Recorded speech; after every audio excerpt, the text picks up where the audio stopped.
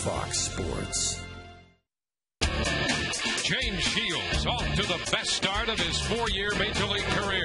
Second in the American League in strikeouts, tied for third in wins. And tonight, Big Game James faces Red Sox lefty flamethrower John Lester. Game 2 of this 3-game set, now on Sun Sports.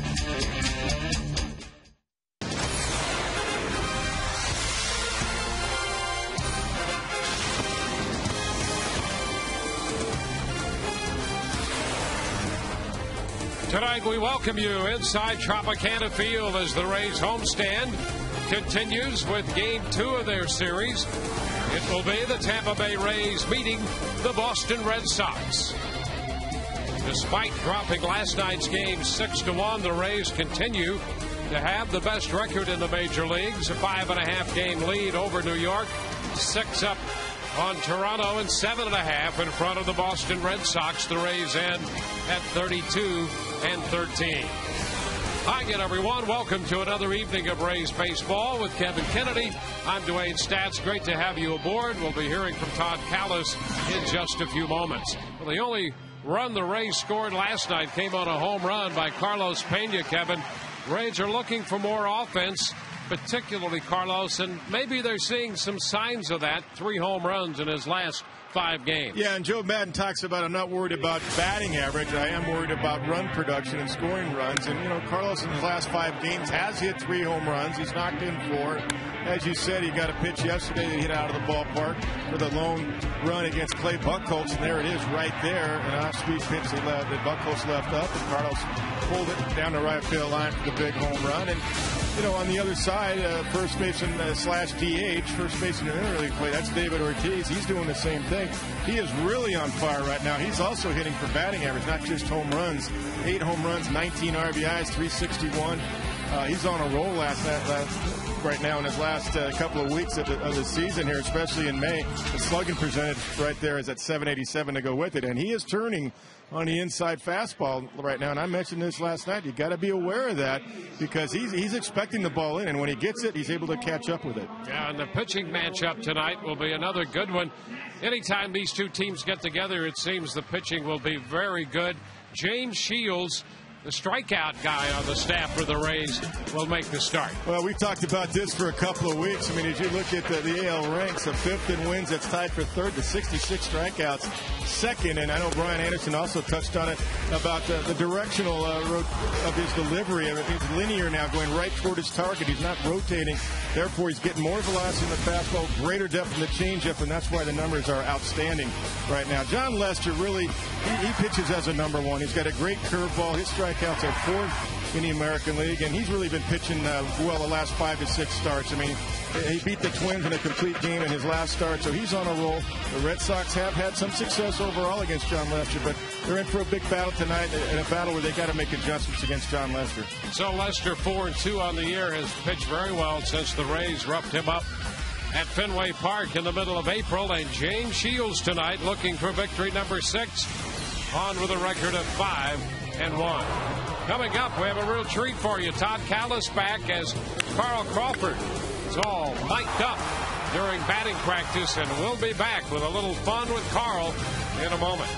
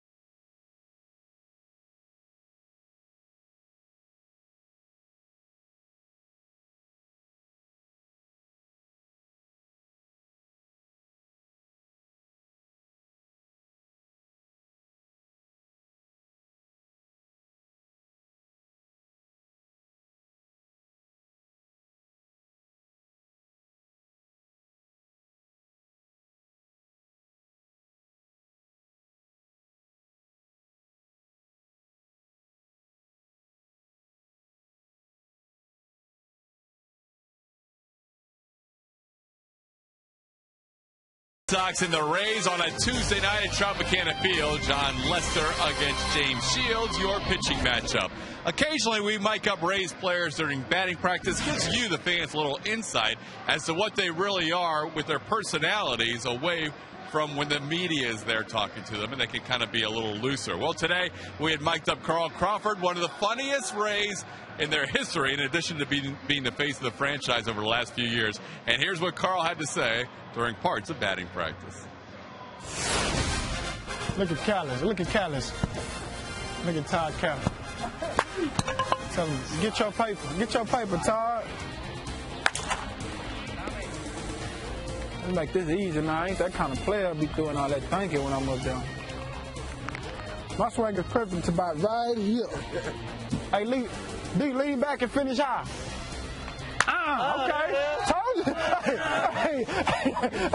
you. You just need a few words of encouragement, dog. Lean back and finish high, baby. Lean back and finish high.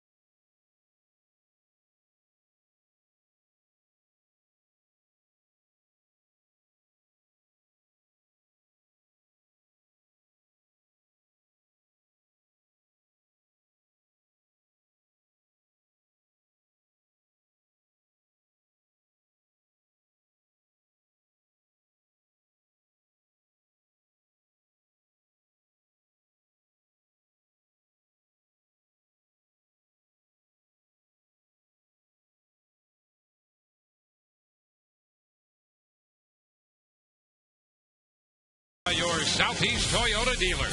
You can buy a car that compares itself to a Toyota, or you could just buy a Toyota. Visit your local Toyota dealer today. Toyota, moving forward. And by AT&T. Find out what's possible with the nation's fastest 3G network. AT&T, rethink possible.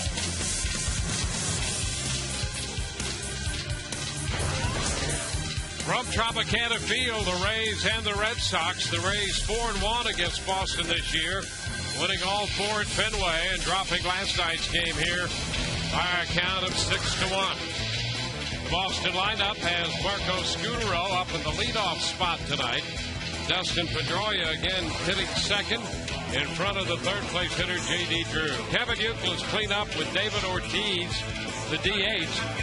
Adrian Beltre has been red hot. The third baseman hit sixth, followed by Jeremy Hermida, Jason Varitek, and Mike Cameron active and back in the starting lineup, hitting ninth, playing center. And right-hander James Shields on the mound in 9 starts. He's 5-1 with a 3.08.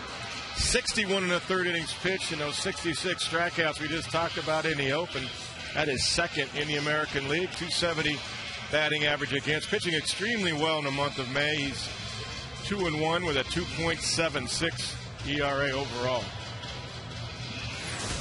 Here's the defense behind James Shields. Tonight, Carl Crawford in left and B.J. Upton in center field. Keith Kapler gets the start in right around the infield. Evan Longoria at third base. Jason Bartlett at short. Ben Zobrist at second base. And Carlos Pena at first. And Deanna Navarro gets the start behind the plate for James Field. Well, there's Joe Madden, fifth-year skipper of the Rays. And with a mark of 32 and 13, Terry Francona, the seventh year as the Red Sox skipper. Marco Scutaro in there in the first pitch, hit on the ground and right back into center field. An opening fastball. Scutaro was not waiting around. He sends a ground ball through the middle. Reminded me of what Derek Jeter likes to do against James Shields. Swing at that first fastball before James allowed to get into the changeup counts. And that's why James, he will throw that changeup first pitch if he sees a lot of that. Just like that, Shields into the stretch. Now facing Pedroia. Pedroia snapped an 0 for 19 last night. Broke out with a 3-hit night, 3 for 5. Takes one down and in. A ball and no strikes. Pedroia is 12 of 26 lifetime against the Rays right-hander Shields with a couple home runs in the mix.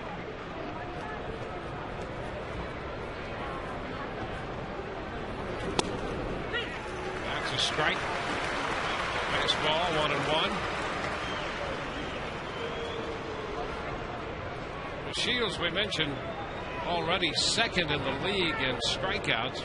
He's also in the top 10 in innings pitched, and that's nothing new for Shields. But outside, in fact, the Rays starters lead the league in innings pitched. And that's something that Joe Madden is well aware of and is making a concentrated effort to limit pitch count here in the late stages of May. Liner into right. That's going to be in for a base hit. Down to second goes Scutaro. And Pedroia already has his fourth hit of the series. He came in 0 for 19. He's getting healthy in a hurry and continues to hit against James Shields. This is a good pitch. I mean, it's down. Pedroia does a nice job of going down and getting it. Look at that back leg bend to get down through the ball so he can hit it on a line and not roll over. Well, Pedroia and now J.D. Drew back-to-back have good lifetime numbers against Shields. Drew at 370. It's a foul ball, just a little piece of it. You know, they don't drop off till you get to Euclid. How about that? Yeah, that's something. He's hitting 115 against Shields. Amazing. And, you know, when you have over 20 at-bats, I always felt that was a good cross reference. 8 or 9 at-bats is really not enough for me. But when I see a guy with 20 or 25 at-bats and have a tendency strong one way or the other, that tells a lot. There's a strike. 0-2, changeup taken. J.D. Drew, he does strike out a lot. He's struck out 43 times already this year. Shields will like one of those now. And he was out in front of a changeup, got enough to foul it. So the count holds at 0-2.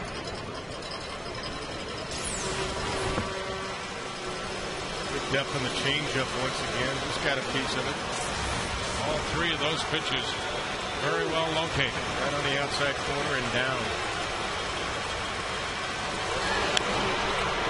That's another one foul. Staying with the off speed with the changeup. Well, those are good pitches too from James. He's fouling off his best changeups right here. He's trying to strike him out. Might have to change the eye level here. Or go a little lower. Get him to chase it in the dirt. Can't reach it. Foul ball again. To cut that one in. So 5 pitches, 5 strikes. Still a 0-2 count. Couple of base hits to start the game. And he gets gets him. Came back with a changeup. So the first strikeout of the night comes on the changeup. One away here in the first. Well, here's the depth of the changeup that we're talking about. I know Brian Anderson touched on this in the pregame show. Look at that. Not only fading away, but because of his direction with his alignment of his feet and hips going toward his target and not swiveling open, ball not only fades away, but the bottom falls out. And that's exactly what happened there for the strikeout. That's why he's getting a lot of strikeouts. Here's Kevin Youkilis. Pitch away. Youkilis homered last night. He also walked. He scored 2 runs and drove in 2. He leads the league in runs scored.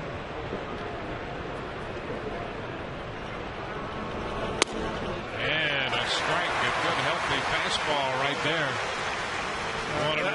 That's the other thing when you're talking about. You're getting more velocity, a couple more miles. There's the hips, leading with the hips, going right toward his target right there. Getting right over the front leg. Everybody falls off to the left a little bit as a right-handed pitcher, but the hips are going right toward your target. It also hides the ball better when you do that. Get a couple more feet on your fastball.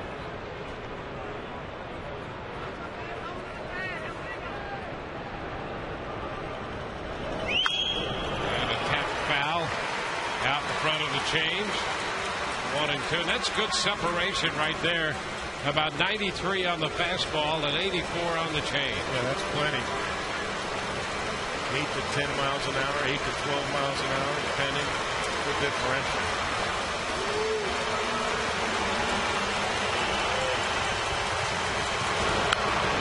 And a pop-up left side. Longoria taking care of the formality. So he pops him up on the off-speed pitch. 2 outs. And now it's going to be David Ortiz. Ortiz with his revived offense. Homered his first time up last night. He also has good numbers off Shields. 385 with a couple home runs.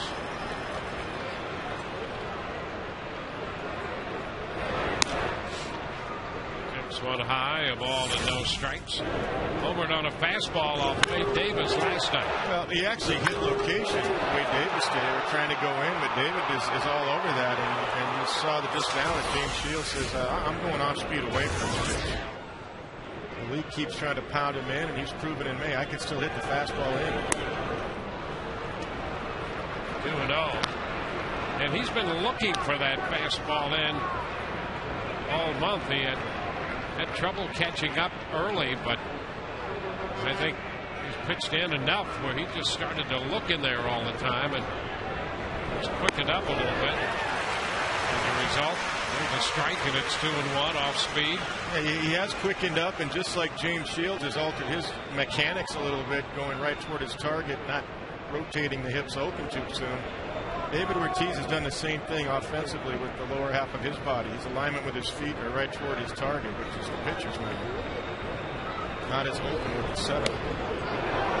Pretty close on that pitch right there. Fastball. Well, that looked like a good pitch. That's a money pitch right there. That's a strike. That's a good pitch. That's a perfect pitch. At the knees, on the corner. You see it crossing the back knee right there, the front knee and the back knee. That's a strike. Not low. And there is ball 4. Ortiz walks, and the bases are loaded in the first with 2 outs. Well, that changes everything when you go from should have been 2-2 to 3-1. 20 pitches overall with 13 strikes. And here's a hot guy you got to worry about too. Yeah, Beltre, 7th in the league in hitting overall. Coming off the 3-for-4 night last night. He looks first pitch fastball. See if James starts him off a good changeup. This is down a little bit, like a cutter. Good thinking by James though right there.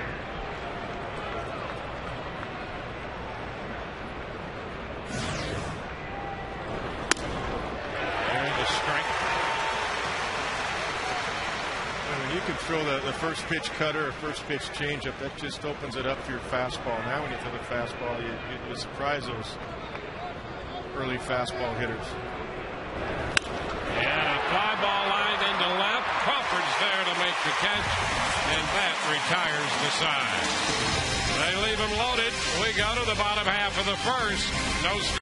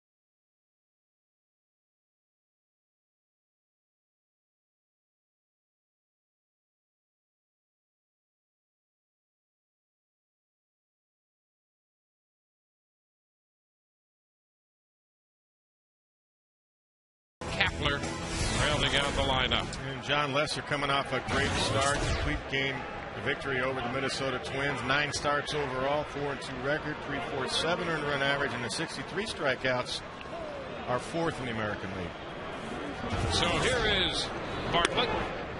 Pitch to the Rays shortstop, too high. Jason starts the night at 246 overall and a 346 lifetime average against the lefty John Lester. 2-0. The Rays got to Lester up at Fenway for 7 hits and 7 runs in 6 innings of work on the 18th of April. But since then, he has been all business. Behind in the count 3-0 to Bartlett. And it's like any good starting pitcher. You get him early and don't let him get into that flow, and when you get your opportunities. There's ball 4. So he walks Bartlett. There's the line. Lester losing to the Rays. Made 108 pitches in 6 innings in April at Fenway.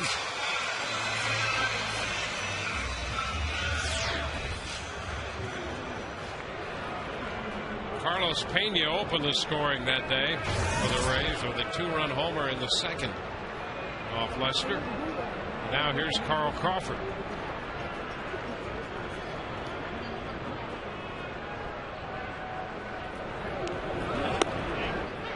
That's a strike.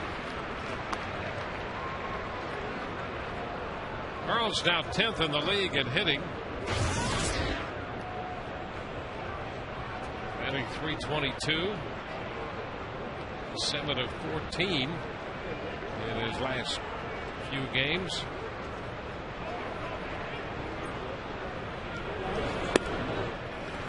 It's inside. It's 1-1. I like something he said when he was mic'd up this afternoon with Todd Callis. He was talking. He said you don't have to swing 100%, 85%. You're going to have the same results. That's actually a very smart statement. explain why in a minute. 1-1 to count. That's a foul ball. We'll hear more from Carl on that a little later as well. Yeah, I love that kind of stuff because, you know, when a guy's mic'd up, you think, well, he's on camera. He's just talking. You forget about that stuff. And what he was talking about during stretching, I'm sure he was talking to some of the other guys. You know, you don't have to force the issue. You don't have, like a pitcher, you don't have to be 100%. You just got to be in good rhythm, and you don't have to have your best swing to get the job done, to execute. Bounce fastball away. There's a point right there. Just stay alive. Keep staying alive. You don't have to have your big swing, 3 times in a row and sit down and strike out. Keep fighting, keep grinding, and you might find a hole out there. Hey, you get a hitter's count, you want to cheat and try to knock one out of the ballpark, that's different. But right now, you try to grind it out, put it in play.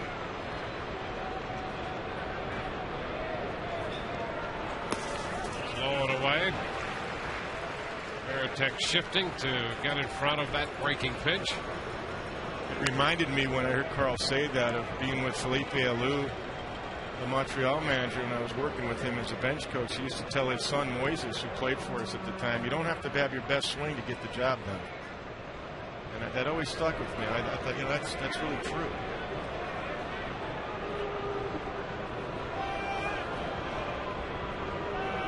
Crawford fouls it again the other way. The count holds right there, and Crawford is extending the at bat. Good hitters do that. He's fighting.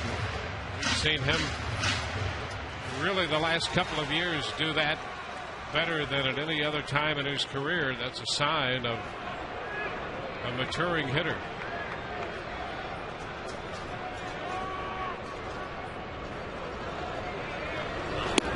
Now full count. So out of all that, he runs the count full and has, to this point, forced Lester to make at least 8 pitches in this at bat. Well, and that's key, especially early here, already driving that pitch count up, and you've seen just about everything John throws, no matter what the results are here.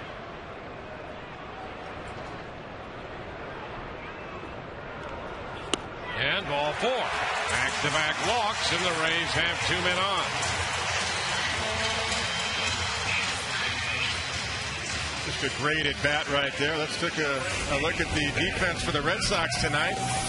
Jeremy Hermida in left field. Mike Cameron back out there in center field off the disabled list. J.D. Drew in right. Around the infield, Adrian Beltre at third. Marco Scudero at short. Dustin Pedroia at second. Kevin Hughes was at first base. And Jason Veritek behind the plate for John Lester. Well, here's Ben Zobrist, and the Rays have another first inning opportunity. They had that last night when they had the bases loaded. And a double play ball ended that threat. So here's Zobrist first and second, and nobody out. And takes a fastball, a strike.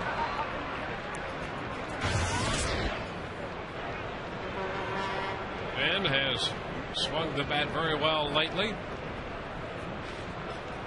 Put together a late game hitting streak, and the average over 300. 1 ball, 1 strike. One heck of an at bat by Carl Crawford. Just exactly what he was talking about. Fighting some tough pitches off and ends up drawing the walk and got an inning started here.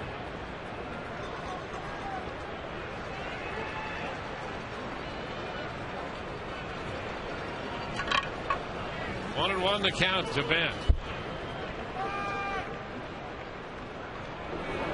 And there's a bunt, and it's going to be foul. Picked up almost immediately by Veritek in foul territory. 1 and 2. Now that's on his own. You saw him run up the bunt, kind of take a shot to drag one down to third base, and it works to get the runners over. See him drop the back step right there. That's a bunt on his own. That's not given by the bench. But we've seen Ben do that, and he did that in Seattle, and it helped create an inning where the Rays came back and won. Beat Cliff Lee.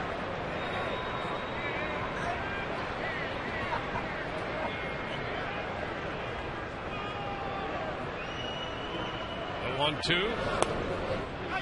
takes it to 2 balls and 2 strikes.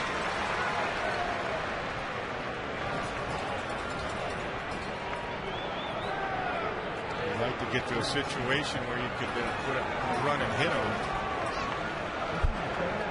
At least get the runners to second and third if you hit it on the ground. The 2-2 pitch, and he takes it for a ball. Breaking pitch right there. Full count. Now you have that run and hit count, not a hit and run, because hit and run means a hitter has to swing the bat. Run and hit means the runners can be in motion. If it's ball 4, Ben takes it, of course. But if it's close, you got to put it in play. But this is a good time to stay and have a double play and hope that Ben can make a good solid contract. 3-2, and he is out on strikes. Zobrist tried to check Bob Davidson, indicating that there was contact perhaps that he went around. Well, let's take a look. No contact, but I guess he went around. Yeah, I believe he did. He broke his wrist. He thought he might get a fastball. Oh, yeah, he went by plenty. Joe Madden elects not to run and possibly stays out of a strike him out, throw him out double play. Here's Evan Longoria.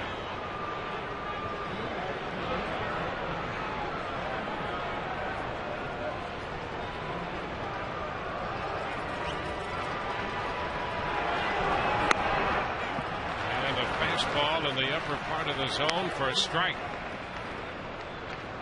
Evan's second, tied for second in the American League in the RBI race.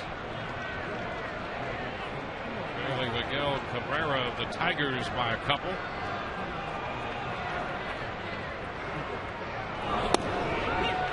that will put him down in the count. 0-2. Pretty good pitches made by Lester. A couple of fastballs away.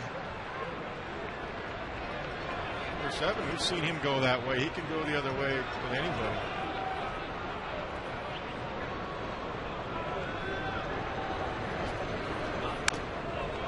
Fouls it.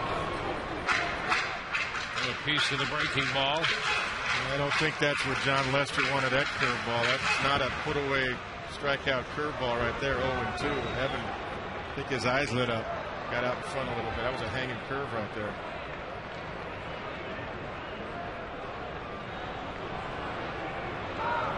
Hawks have put Bartlett and Crawford aboard, second and first respectively. 1 out, and again the 0-2. Just a piece of it, a foul ball on a pitch that was moving down and away. Change up. Sure was. It's a good pitch too. Look at that, fading down and away. That's why he's had success against right-handers this year. Good fadeaway changeup with 2 strikes. Now, right-handed batters hitting only 199 off Lester, and lefties are hitting 246.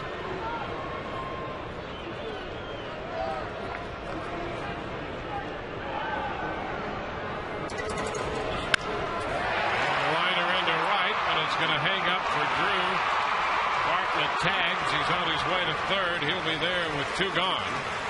So Longoria went the other way, hit it on a line, but 2 J.D. Drew. Yeah, that was just a nice, short, fluid swing, not a power swing. Just couldn't find a hole. A nice piece of hitting. So it'll give Willie Ibar an opportunity to do something with 2 outs. Here's the DH for the Rays. Veritek way out in front of home plate, giving the first and third signs what to do. And he's making sure all the infielders have attention to see what happens on a steal here. See Veritek, he's been out there for 3 minutes, making sure everybody knows, because Carl Crawford at first base, I just don't believe he's going to throw through and try to let the Rays steal a run. Carl at first and Jason Bartlett at third.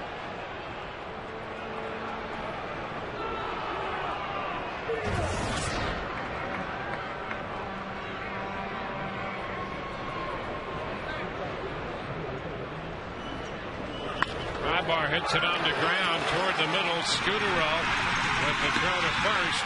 It's there in time to retire the side. And the Rays leave 2 at the end of an inning. No score.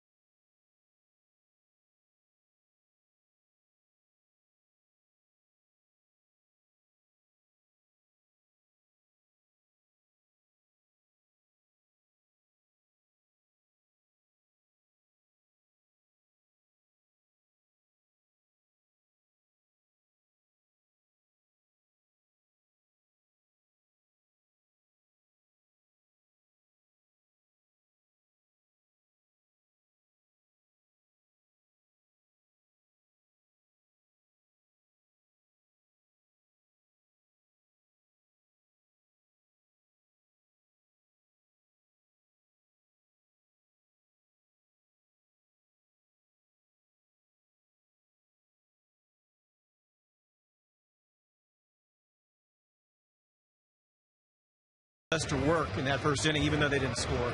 Well, just like yesterday, some first and second inning chances yesterday they didn't take advantage of. People a little frustrated. Very frustrated, but hopeful.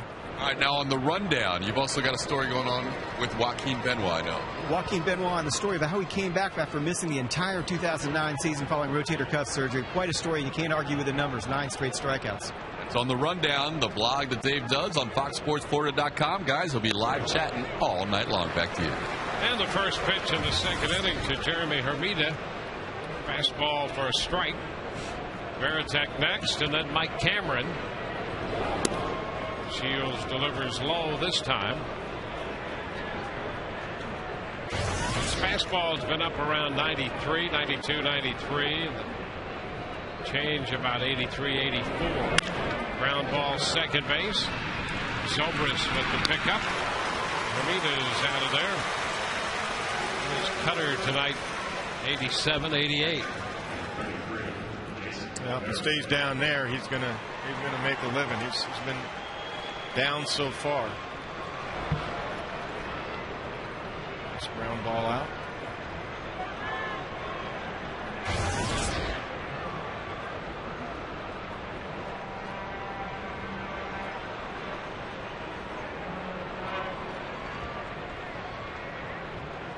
There's Jason Varitek, veteran catcher. Pitch is up. He's had a good start at the plate. Came on as a pinch runner when Victor Martinez suffered that bruised toe last night. 1 ball, 1 strike.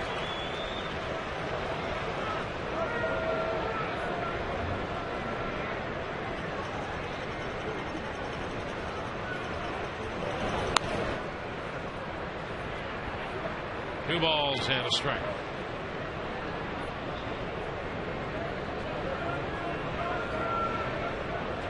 .313 with 6 home runs for Varitek. Under it, lifts it, and a short left. Crawford, 2 gone. Base is empty with 2 outs with the season underway. Still not too late to join the team with Rays season tickets. Pick up the best seats, biggest savings, and all the great benefits, including postseason opportunities. Visit RaysBaseball.com or call 888-FAN-RAYS. Go Rays. Do it tonight. Now Mike Cameron back in the lineup. Cameron had some extended abdominal issues. There's a strike. It started with a kidney stone and then turned out to be a lower abdominal strain. Just over a month. It's a high fly ball back down the line and left. Crawford to the wall, and he makes the catch right in front of the foul pole. And that low wall, he was still in fair territory when he grabbed it to retire the side. 1-2.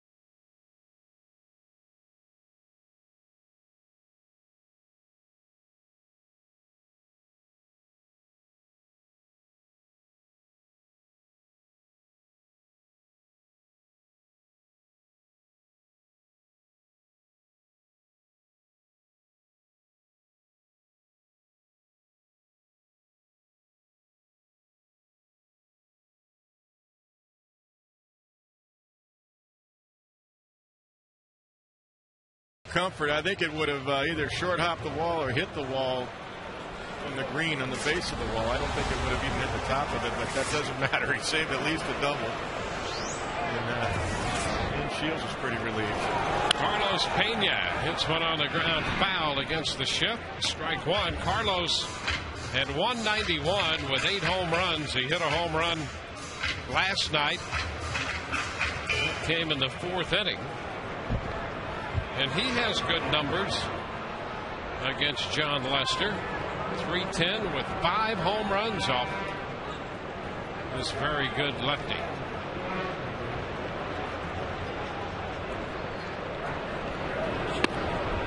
This one is down.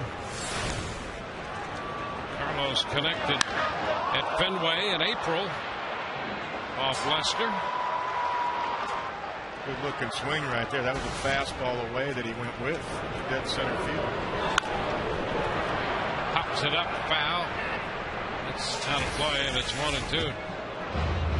Check out these numbers. A couple of walks thrown in just for fun, but 5 home runs.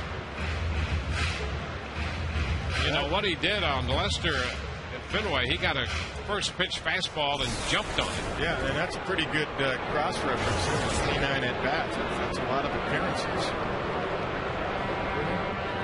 No, Lester's certainly aware of that.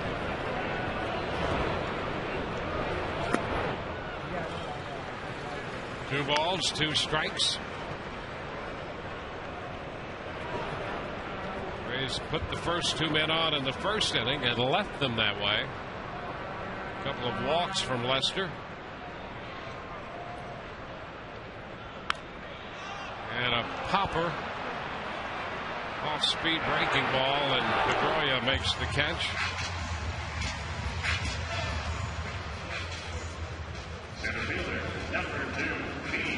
Tonight's game and all season long, Tires Plus will be donating $100 to the Pediatric Cancer Foundation for every Tampa Bay Rays home run televised on Sun Sports and Fox Sports Florida. Actually, I think Scudero caught that ball. Yeah, it was. Out of the shift. Yep. Scudero came over and made the get. They had a dramatic shift on them, Carlos. BJ Upton. Pitch is a strike.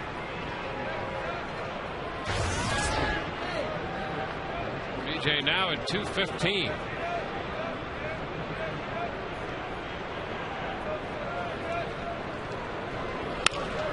Ground ball, diving, stopped by Beltre. Throw to first, and he's out of there. So Upton made a bid for a base hit through the hole, but Beltre, an outstanding third baseman, made an outstanding play. Yeah, the crossover set playing wide of third, crossover and a dive. And always a very strong arm over there from third base as well. Reactionary position, that's all you have time for, is to go lateral. And Beltre was able to do it.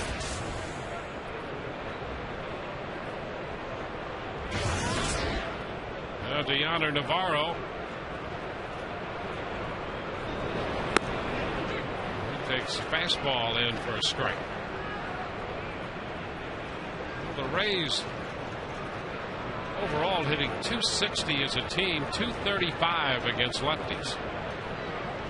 And still they managed to win 15 and lose 5 in games started by left-handers against them.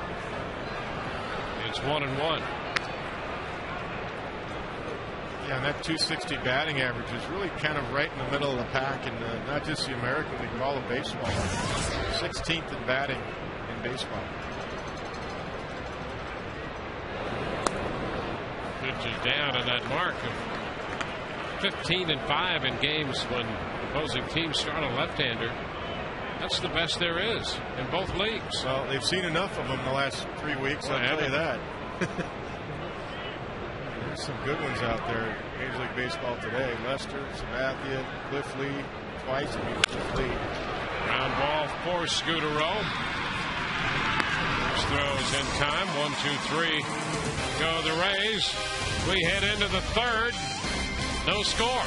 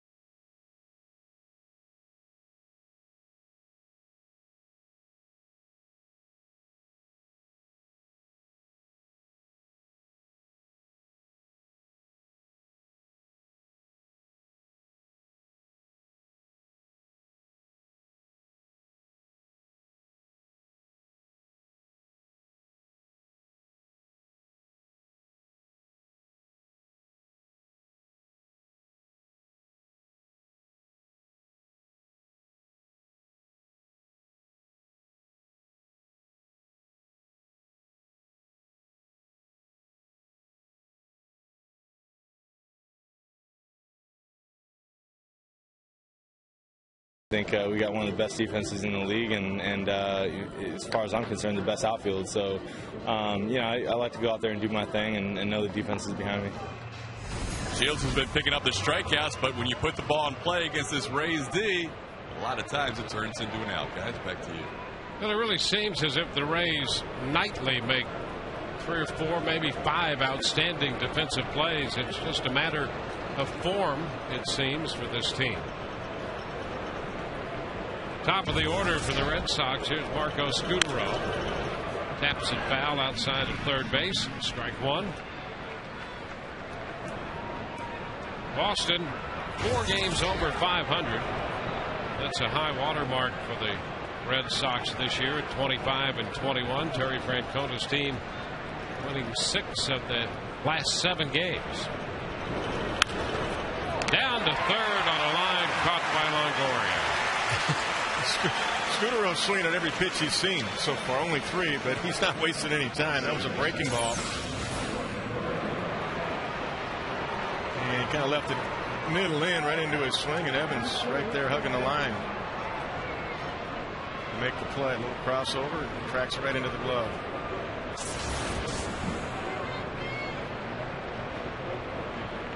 Dustin Pedroia.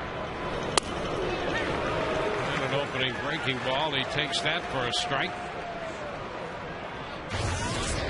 Single into right on a fastball in the first inning. And takes one high. 1-1. 5.5 game lead for the Rays over New York. 6 up on Toronto and 7.5 now in front of Boston. Back over the head of Shields to second. Zobrist with the pickup.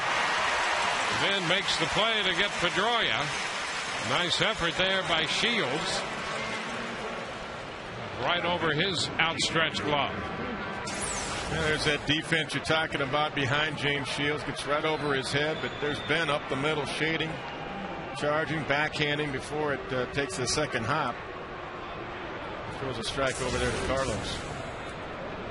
So 2 quick outs in the third. J.D. Drew bats against the shift. That's a strike. Zobrist stationed in shallow right field now for Drew.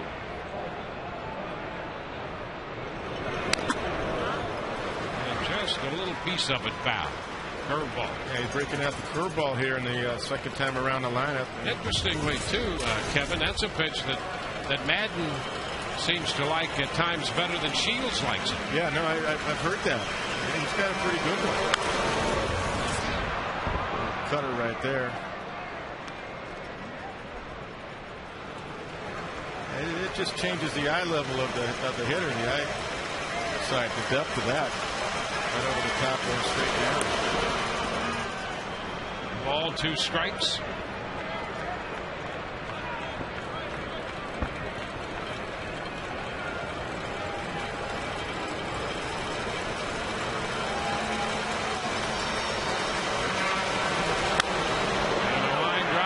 Going to be a base hit in spite of the shift.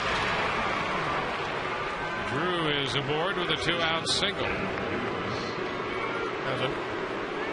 Another cutter right there, looked like.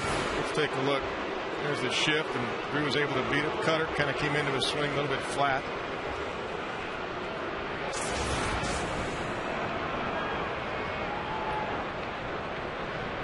Kevin Youkilis. Youkilis popped out to Longoria in the first inning. Shields had him out in front. Going away. 1 ball, no strikes.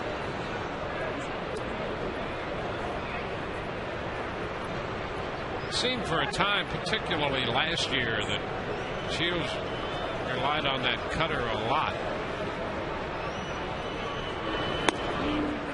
This one down and in, and I'm just speculating that Madden would like to see that curveball a little bit more in the mix, just so the look is something different, and it got to a point where I think Shields was hurt on the cutter more than he would like. I think last year that's definitely true. This year he's been effective with it because he picks his spots with it. I think of that strikeout he had against Seattle and Milton Bradley in a key situation. That's a strike, and the count is 2-1, and I think Madden's thinking goes along those lines. If he's got the curveball in play, that cutter is going to be even more effective for him. Yeah, there's a little slider right there. That's had better depth. See, that's why I like the slider is better. But I understand what he's doing with the cutter. You make the hitter give up on it if you can paint the outside corner to the lefty.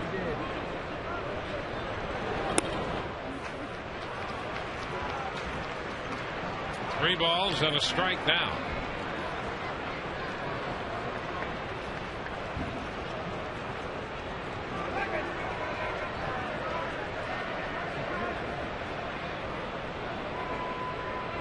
Drew at first with 2 outs. 3-1 on Euclid. Bounces it foul. Nice ball, and the count is full. A unique setup for Kevin Euclid, the way he holds his hands up high and his hand off the bat. You look at this side shot right here. But it works for him because when he strides, he gets his hands right down into hitting position and he loads up just like every other good hitter. But that's just how he starts. He likes to drop his hands as James gets going. And a foul ball. Heading to the backstop.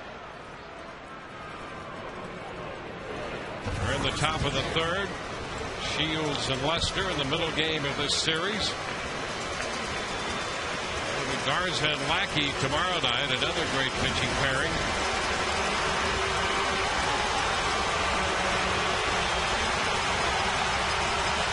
Shields on another 3-2, and it's a little bit low.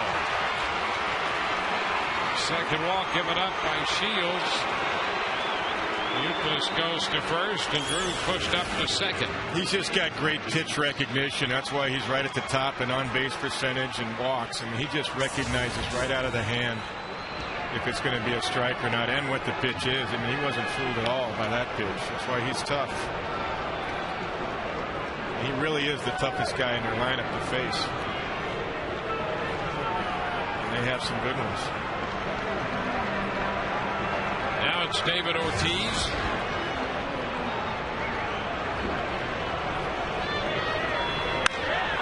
Drives it toward left center field, and that's going to be in there. One hopping off the wall. Drew will score. Euclid heads to the plate. He will score on a 2-base hit by Ortiz. Boston takes a 2-0 lead. He jumped on a first pitch fastball and hit it up the gap. Yeah, he sure did. It's right down the middle with that fastball. Setting up a way. You can see that ball go right over the heart of the plate. And that's what he's been hitting. You know, and the game plan against Shields is jump on that first fastball before he gets to the changeup, much like what the Yankees try to do against James Shields. Well, Ortiz hit a fastball out last night. Takes this fastball into left center field for 2 bases and 2 runs. Here's Beltran. Pitch inside. 1-0. So the Red Sox strike first. It comes in the third.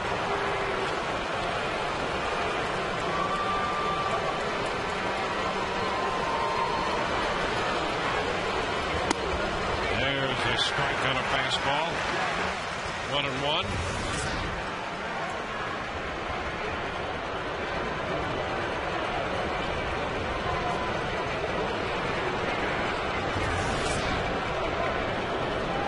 It wasn't that you can't throw David Ortiz a fastball. It's just that ball was right down the middle. He was trying to go away and hit the outside corner. He just missed it. David Ortiz has been a big run producer for a long time, and he's had one heck of a month here the latter half of May.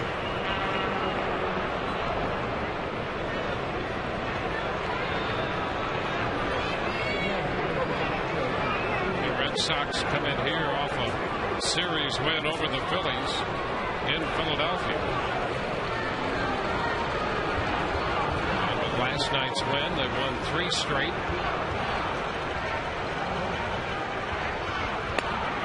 Beltre went. Beltre wanted the appeal there. Well, there's no appeal that can say it's a ball. I don't know if I've ever seen that before. It's like they knew he went. Might as well ask him. It should be true. Fly ball into center. Upton will go back and make the catch on this one, retiring the Red Sox. They score 2, leave a man. Bottom of the 3rd coming. 2-0 with Kapler.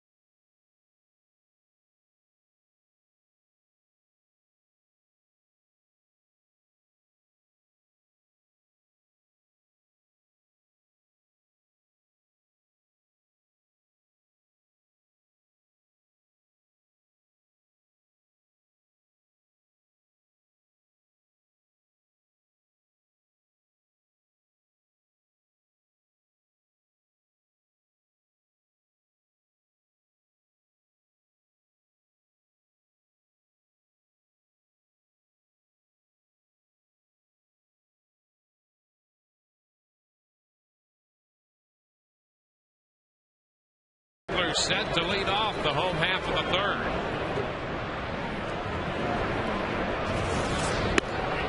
And the first pitch is a strike, and that's a healthy trend for Lester. He's had first pitch strikes now on the last 8 hitters. And you can see he's staying away from the power early in the count, too. That's a fastball away.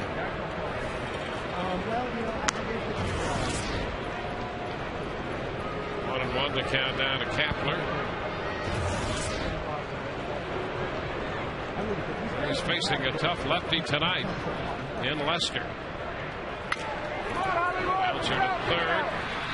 Beltre makes the throw. 1 out here in the Rays half of the inning.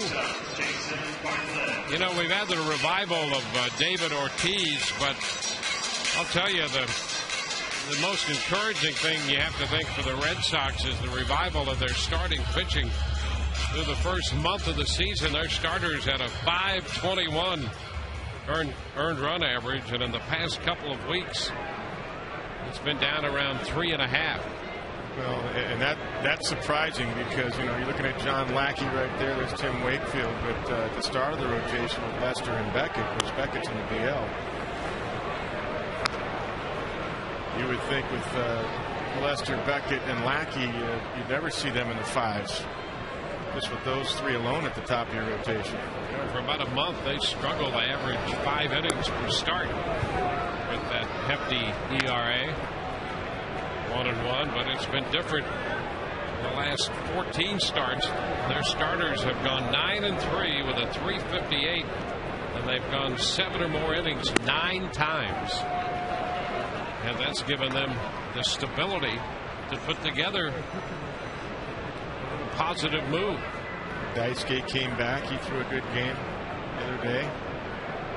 They've got a lot of depth in their rotation, especially when Josh Beckett gets back. 2-1 to count on Bartlett. Now it's 3-1, 1 out, base is empty.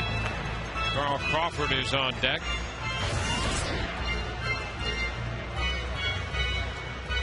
Bartlett, who walked in the first, is ahead in the count in the third. And he walks again, so the Rays have a base runner. Carl Crawford had a lot to say during batting practice today. Man, look, man, I keep telling you, ain't got to keep trying to make the perfect swing. You can make an 85% swing and don't have the same results. I think I'm finna go to a lighter bat today, dog. I'm getting beat inside on 85 miles per hour last night. I'm like, Yeah. something wrong. Okajima is not supposed to be jamming me inside. Well, let's see how it all works out. Carl walked in the first inning. Bartlett at first, 1 out. Carl misses the fastball there. Strike 1. With the lighter bat, he said tonight, that ball ran away from him a little bit. Good velocity at 93, but a little bit off the outside corner. Took a shot at trying to hit a gap early in the count. That's there's nothing wrong with that. 0-1.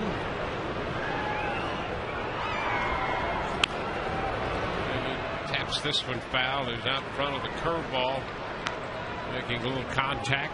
Tapper. There's a definite game plan the Red Sox are attacking the Rays with just in this first game, plus a third of a ball game coming into this third inning here. They just saw Buchholz last night, now Lester tonight. They're not doubling up on fastballs. They're throwing the whole arsenal at every hitter. I mean, Kapler saw fastball, breaking ball, changeup. Crawford just saw fastball, curve. Fouls a fastball backing out of play, holding the count at 0-2. I mean, I don't know that Buchholz threw back-to-back fastballs the whole night. Now, he mixed his pitches maybe as well as anybody we've seen all year last night. They talked about his velocity, and they call it that the slider slash cutter he throws, but he had a number of pitches in play last night.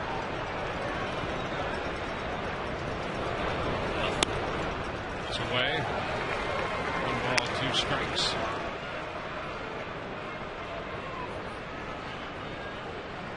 In fact, Joe Madden said before the game, he says, you know, Buchholz said he pitched against us the same way I would pitch against us. That's exactly right.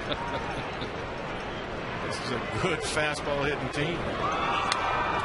Carl fouls it into the screen. Fastball in the mid-90s thrown by Lester. Yeah, he was going for the punch out. He was going for the punch out on the last pitch.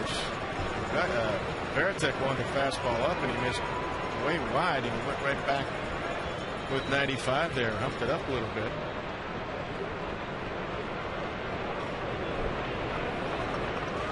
Be the throw over right there with the thumb. Yeah, there it is.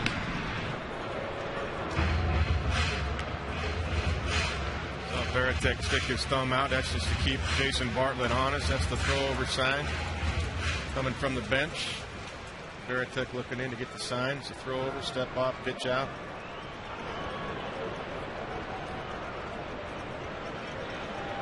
Comes the curveball. It's covered up by Veritek. 2-2. Covered it up because he was anticipating a ball in the dirt with 2 strikes, and Lester's able to do that. So he was ready for it. That's just good preparation by Jason Veritek. Gives your pitcher a lot of confidence too when you do that.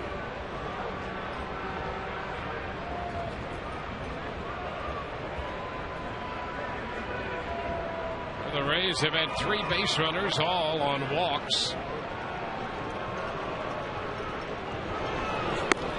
Crawford turning away, takes the pitch for a strike. The pitch inside, and just at the last moment caught the plate. A little cut action on it. Yeah, by design, it's a slider right here. A little sweeping slider inside. Not where Jason Veritek caught it. Take a look from the center field camera. Oh, it's definitely inside. There's no doubt about that. Gets the benefit of the call. Bob Davidson, but you should be able to see that, Bob. That's inside.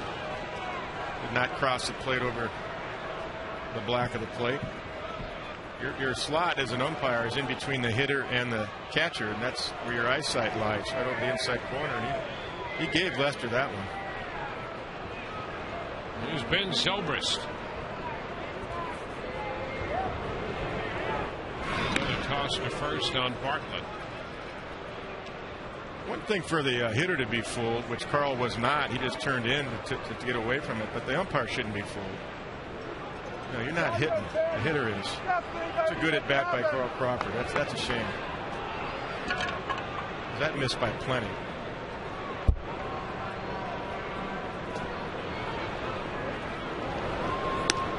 Zobrist takes a strike.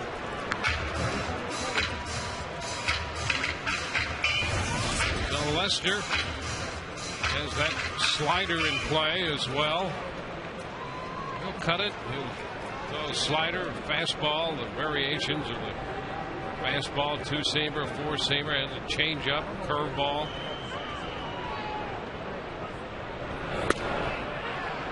The fastball picks up the edge. 0-2. Ben didn't like this pitch. He thought this was outside. Take a look from the. So that's pretty close right there. Paints up the outside corner. Yeah, Fox strikes good also. 2 strikes.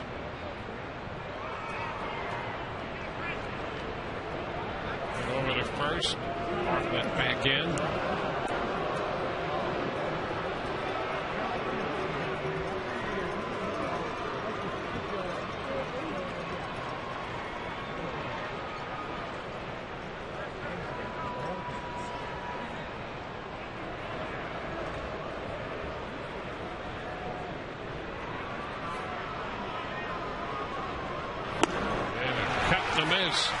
Zobrist out on strikes.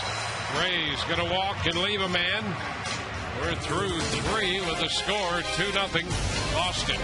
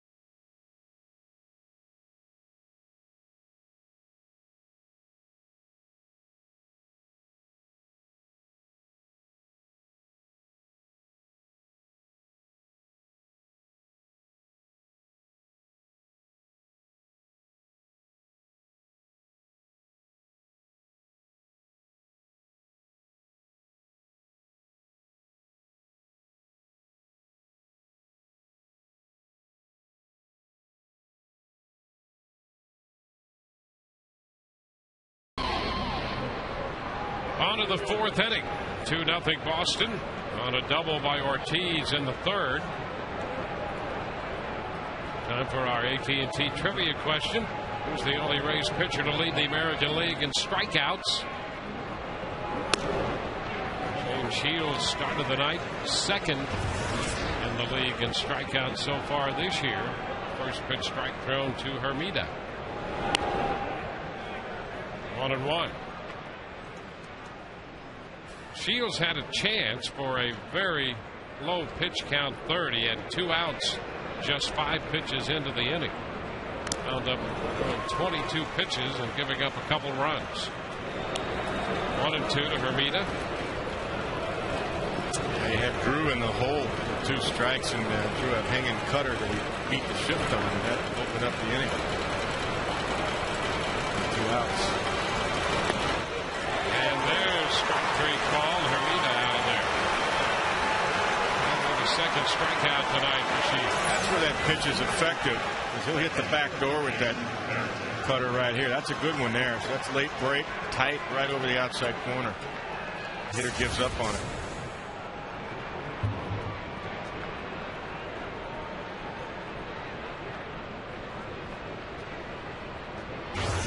Veteran catcher Jason Varitek.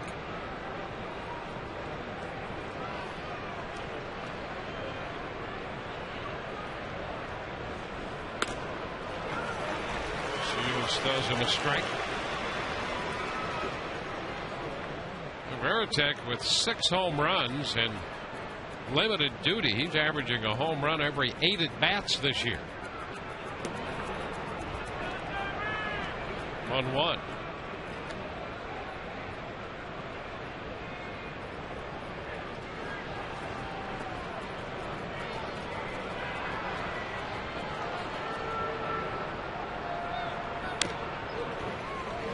A ball, 2 strikes. Another good change up there. Good depth on that one. Bottom fell out.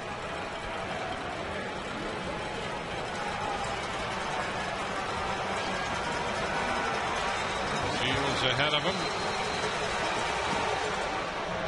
2-2. Varitek laid off the changeup that time.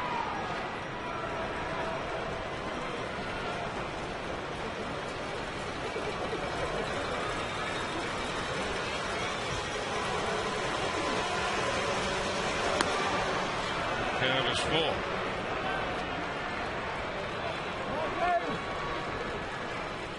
Rays have Crawford straight away and left, with Upton and Kapler playing Varitek slightly to full and center and right. Fastball is fouled back. A little trouble catching up with the fastball. Off to the left.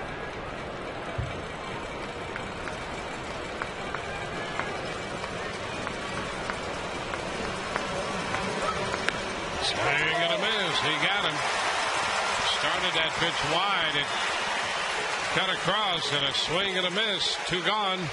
Let's check in with Todd. Autoway poll question tonight, Dwayne. If you need a car, truck, or van, who are you going to call? Call Autoway, 1-800-SHOP-AUTOWAY. Which Red Sox hitter do you not want to see with the game on the line in the 9th inning? Who do you fear the most? TB1, Dustin Pedroia. TB2, Victor Martinez. TB3, Kevin Youkilis. TB4, David Ortiz. TB5, Adrian Beltre. Text your vote to 789-789, guys.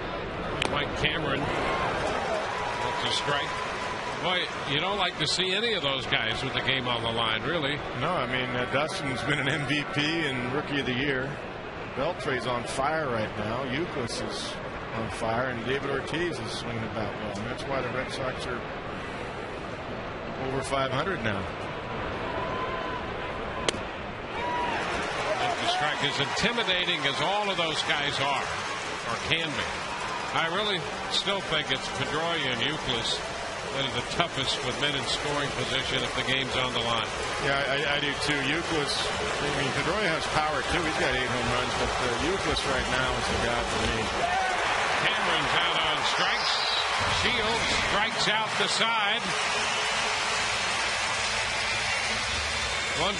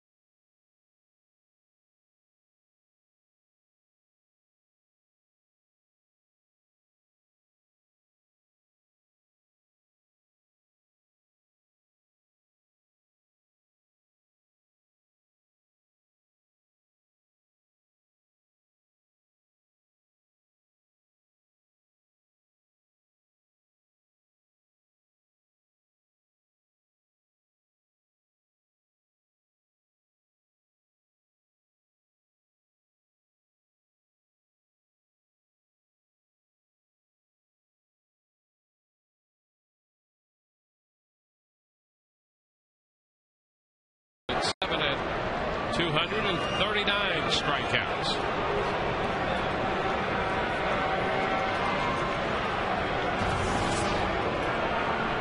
Evan Longoria swings through the first pitch. Moving in on him. Gets a strike. Well, Lester struck out Crawford and Zobrist in the third, and Shields struck out Hermida, Veritek, and Cameron in the top of the fourth. 1-1. It's almost as if Joaquin Benoit's in the game. Yeah, he's gone to that. Lester's gone to that cutter. Couple strikeouts on that. There's the strike. Puts Evan down 1-2. Take a look at box tracks right here. I didn't like that pitch. Thought it was outside. Veritek pulls it back in as he does.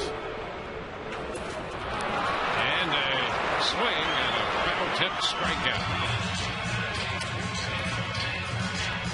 So another strikeout. The 6 men in the game have struck out. Yeah, this is a curveball right here. In the dirt, right over the top. Tough sequence right there. Cutter, fastball, fastball away, and then curveball.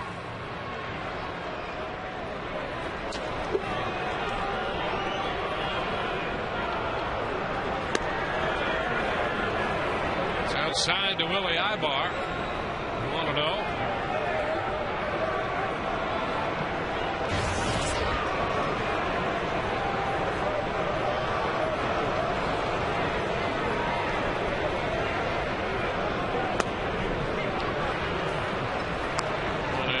Count. Lester had a streak of 12 consecutive first pitch strikes going until Ibar.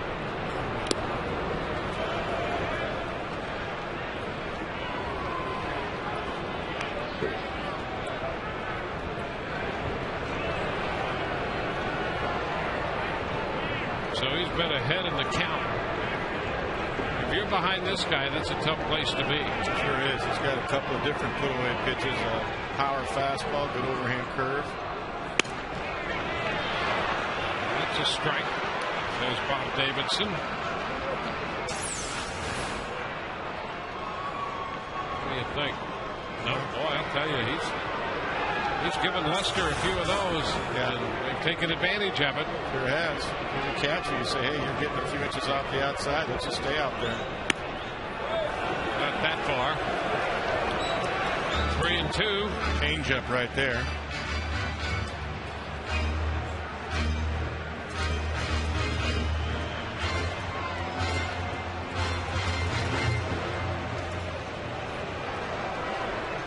Four strikeouts, 3 walks.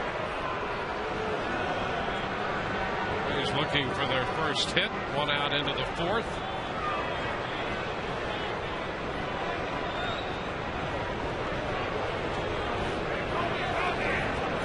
Shook Veritek off twice. I mean, he's got 3 different ways he can go. Cutter, fastball, and curve. Here comes the cutter in.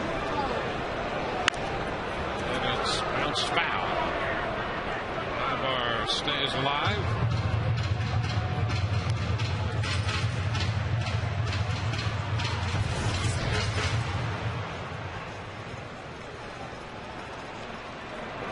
Lester wants a new baseball.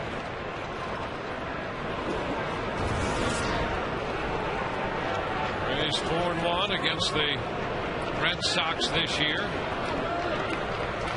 They're 20-12 against him since June of 2008.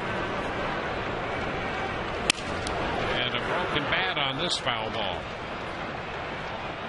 Count full and a couple of pitches in the Ibar. He's fouled them. Well, there's definitely familiarity between these two clubs. Those are pretty good numbers you just talked about. Success against the Red Sox. And that represented a major turn of events. The Rays really struggled against Boston for a long time. And there's a base hit.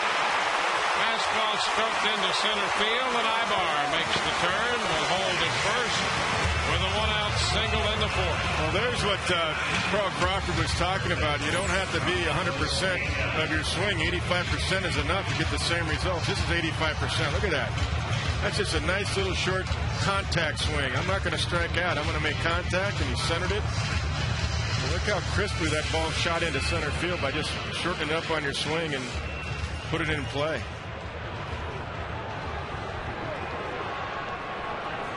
Now Carlos Pena.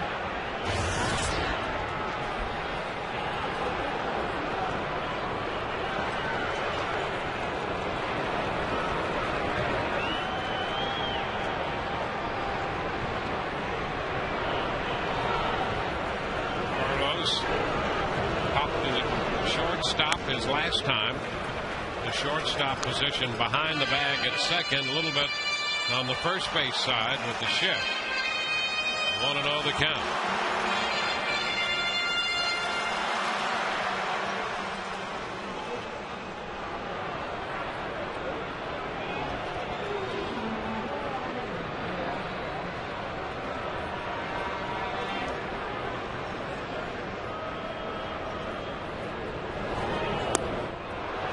And him out in front. Slow breaking ball. The count is 1-1. Rick Odioso is in the booth with us tonight, taking care of a lot of the first pitch strikes, keeping tabs on all of those. How about this? He also has a stopwatch. We went 22 minutes between putting a ball in play between Kapler's grounder and Ibar's base hit. Well, how's that? That tells you a lot. I mean, put it in play when you get the 2 strikes. Wave and a miss.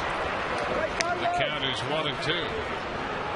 Kapler grounded out to open the bottom of the 3rd. Then there was a walk and 2 strikeouts.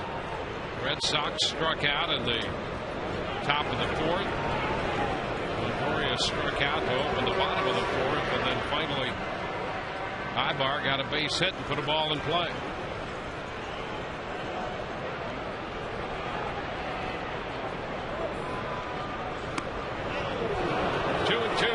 To Pena. A little flinch back there by both Varitek and the home plate umpire Bob Davidson.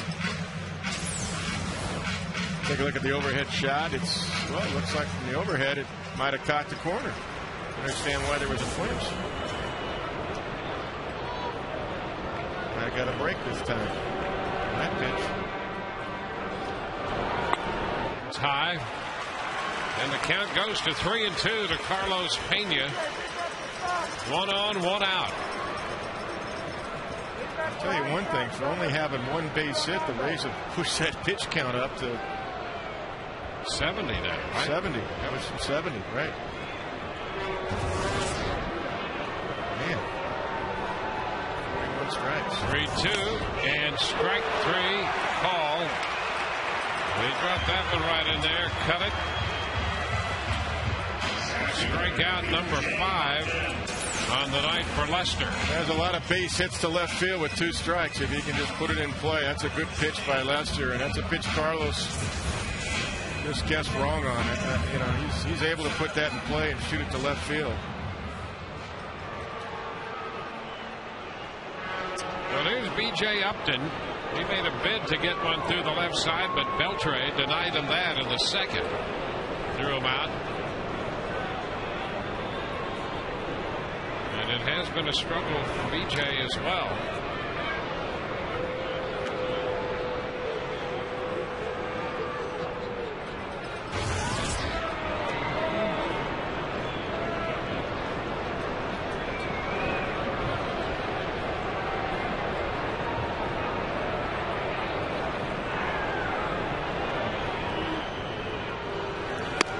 Pitch is upstairs. He did connect at Fenway against Lester. Put one out to center field, and he really got that one. Yeah, that was a ball down and in. He got through that one. He jumped all over that.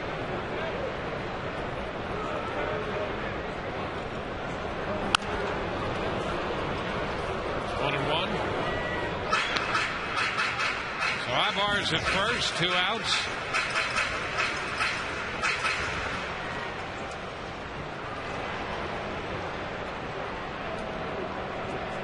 John Lester's a guy that Terry Francona will let go deep in the game as far as pitch counting. He's gotten as many of 118, 120, 117. Now Upton is behind him. It's 1-2.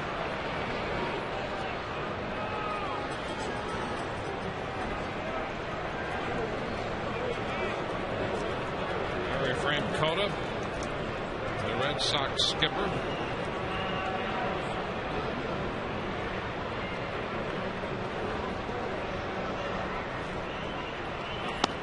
It's high. BJ had a couple of home runs in that Boston series. He hit that one off Lackey when he hit a fastball out to center. Also homered the next day off John Lackey. Then went a long time until he connected off Andy Pettit in New York. He hit that home run to right center field off Pettit.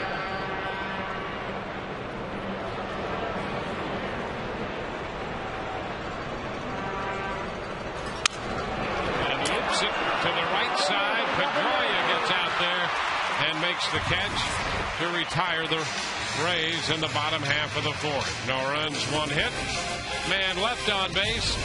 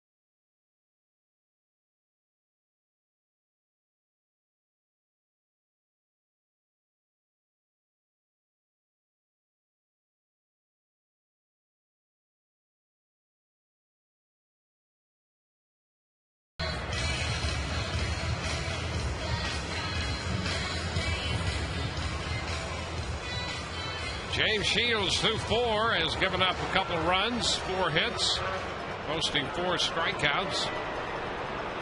He's walked a couple. One of those came back to score. And he'll face the top of the order here in Marco Scutaro. Scutaro, 1 for 2, takes the pitch for a strike. Scutaro opened the ball game with a base hit on the very first pitch, a fastball, and he took it right back through the middle. A single into center.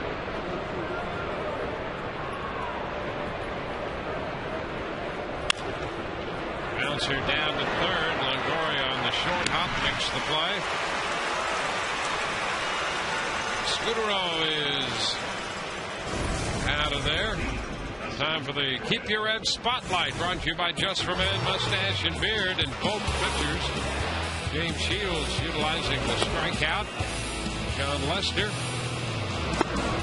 the same thing. Shields with 4 and Lester with 5 so far. Keep your edge with Just for Men, mustache and beard. Dustin Pedroia and a curveball is started. That's a strike. Good pitch. I like that pitch. Different look. Over the top. Hitters don't expect it.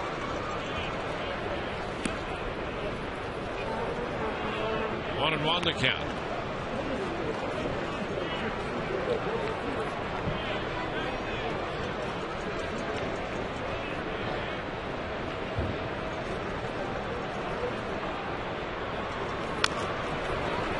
Tamper foul. 1-2.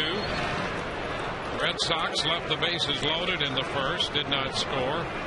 Then with 2 outs and nobody on, they started a little uprising and scored twice.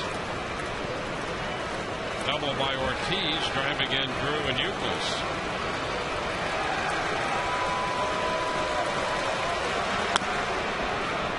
2-2. Fastball missing.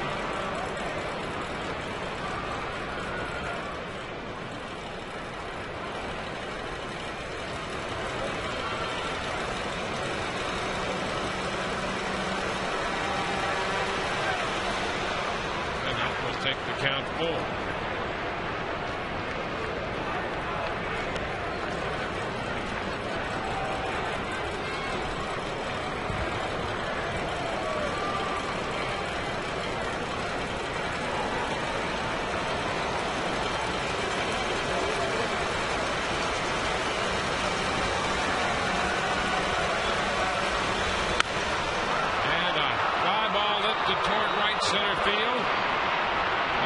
Over there as Kapler peels off the play and Upton makes the catch.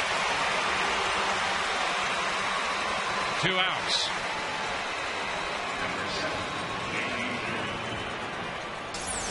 BJ calls him off. Center field has a priority between the 2 outfielders on a ball in the gap. He's calling it the whole time. And after he picks it off, he takes a look at Kapler because Kapler never stopped hustling. I don't know if he couldn't hear him or not, but BJ was calling it plenty early. J.D. Drew sends it back into left field. Crawford has to back up, but he's there and makes the catch, and it's a 1-2-3-5. 7 in a row, retired by Shields. 2-0 Boston.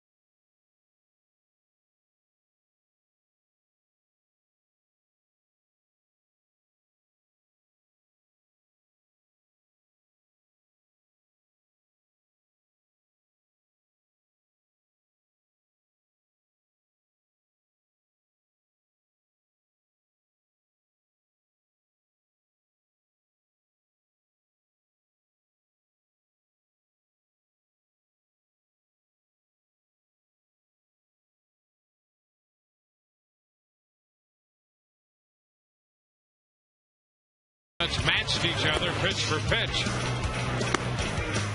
This 2-0 ball game. Lester with 5 strikeouts. Shields has 4. The Rays have been out hit 4-1. Coming in a hit in the bottom of the 5th inning with Deanna Navarro to lead off.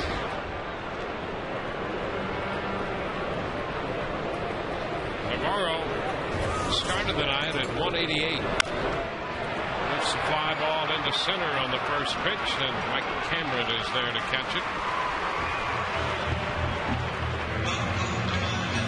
So Navarro is out number 1. Dave Kapler is on his way to the plate. That helps the pitch count for Lester. He had been driven up to 76 pitches after 4 innings. 77 now. Kapler usually works the count pretty well. Until you said that. Yeah, let's get the first pitch now. Probably. There's a strike on the outside corner. That happens. I mean, every time you do that, you know, whether I don't care if it's you or me or whomever it is, no sooner do you go, this guy's 0 for 20 and he gets a base hit. You know, we don't mind if he hits it the gap first pitch. Yeah, really. Or finds a hole.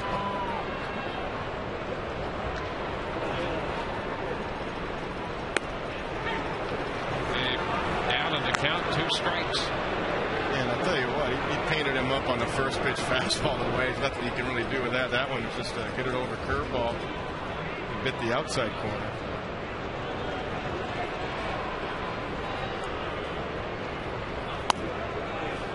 Fastball high. It's 1-2.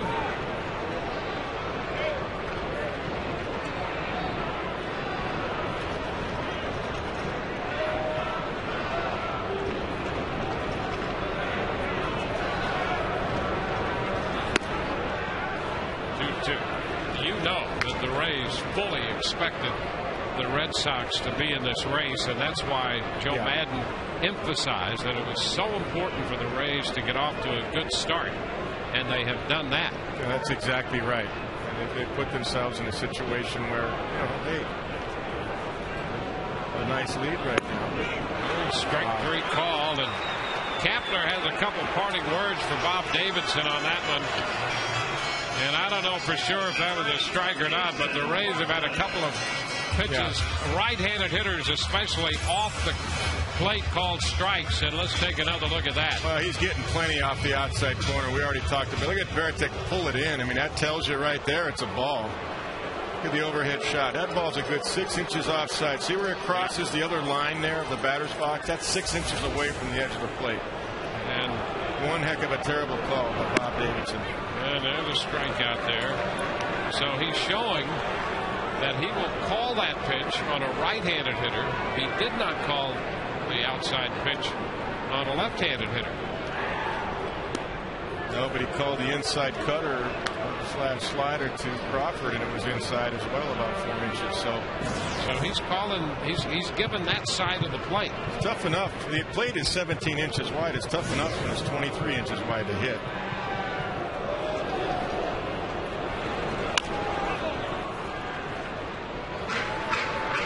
So it's 1-2, and you can't blame Lester and Veritek for going out there. It's a kind of a throwback to the Tom Glavine days with Atlanta. That's right. You get that corner, then you get something off the corner, and you get a little more off the corner. You just keep going out there. You recognize that as a catcher. And look at Veritek's working him too. Nice conversation back there. Hey, that's a good call. That's a nice call. You're doing fine. It's a nice day. Those are good pitches. I won't jerk it in too much. Don't make it look obvious. Way to take a stand on those pitches on the corner. This one is down and in. They said you wouldn't call anybody out on strikes. Way to go. That's exactly right. You do have that conversation too.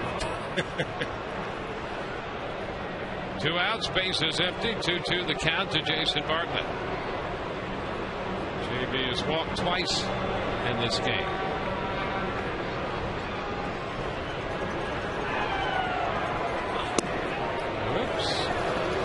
Ball 3. A little nervous out there on anything. Full count. Well, it does when you're 3 times around the lineup now. As Bartlett starts his 3rd at bat, you're not sure. It had the plate. No, it didn't. It actually didn't have the plate. I thought he called it low. It was a much better pitch than any of those strikes he's called out there. And Bartlett walks for the third straight time. So he's aboard. 2-out pass to get Carl Crawford to the plate. Number 13, Carl Crawford. You know, it's interesting. Bartlett took that pitch on a night when, you know, it's anybody's guess what's going to be a strike or ball off the plate out there. And it's a tough decision to make. It is. Do you go out of your game to satisfy the umpire, or do you stay with your game? Well, that's the tough part about it. Usually, you know, when you're 3 times around, it makes you swing the bat, especially when you saw the pitch that Gabe Kapler got called out on. It was brutal. Carl Crawford. And there's a breaking ball, a curveball, and now Carl is upset. And this goes back to the call in the 3rd inning, and Davidson toe-to-toe here with Crawford. Ball is outside. Oh, there's going to be an ejection there just as Madden tried to get in between Crawford and Davidson, and now Madden has been ejected as well. There were 2 heave-hos. So Davidson has kicked out both Crawford and Madden, it appears.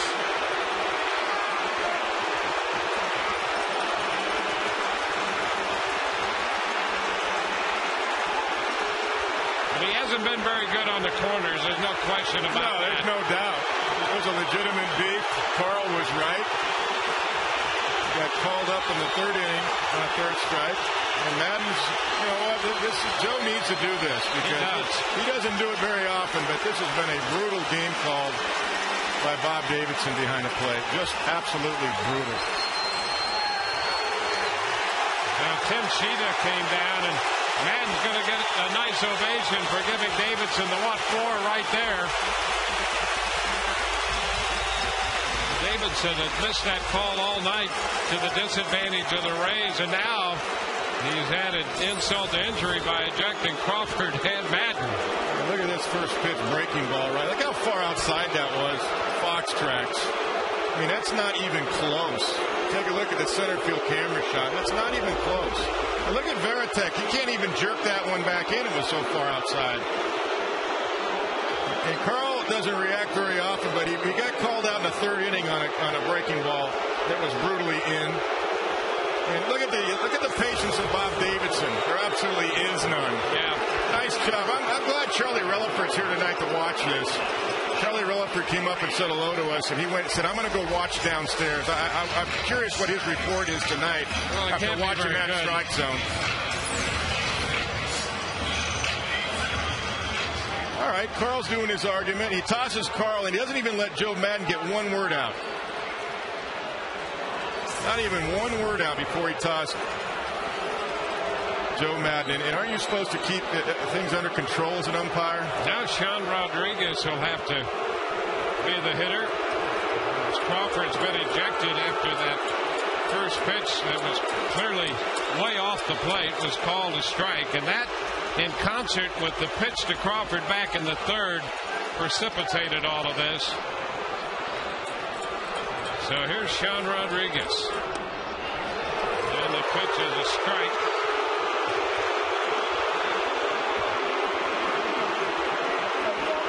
So Madden and Crawford have been ejected. They both had a very good case. Well, there's no doubt about it. This has been a real wide zone tonight. And some terrible calls behind the plate. Terrible. Rodriguez, did he go?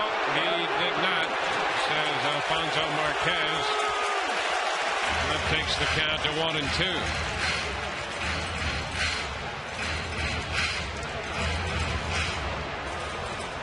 Gianna Navarro was ejected in the game against Toronto back on the 23rd of April, and now Crawford and Madden have been tossed tonight in the 5th inning of this game.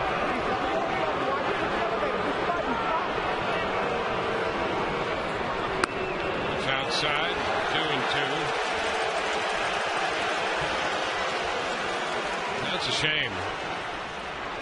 Not only has he missed calls, but he puts the club at a decided disadvantage by ejecting Crawford. That's exactly right. And then won't let Joe Madden even get in there and have his say just for a moment to defend Carl. And a swing and a miss. Rodriguez out on strikes to retire the side. Davidson with a couple of ejections in this inning, and through 5, it's 2-0 Boston.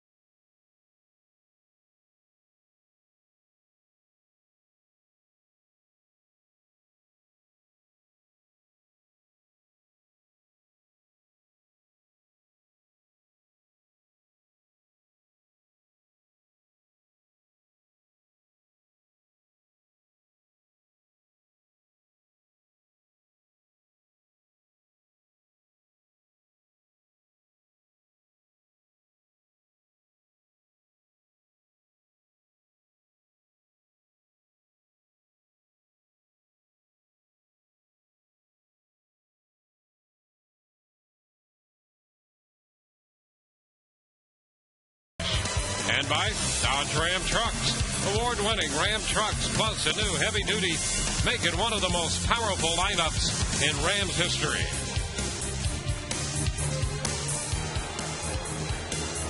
We go to the 6th. Sean Rodriguez will, of course, stay in the game and play left now after the Crawford ejection.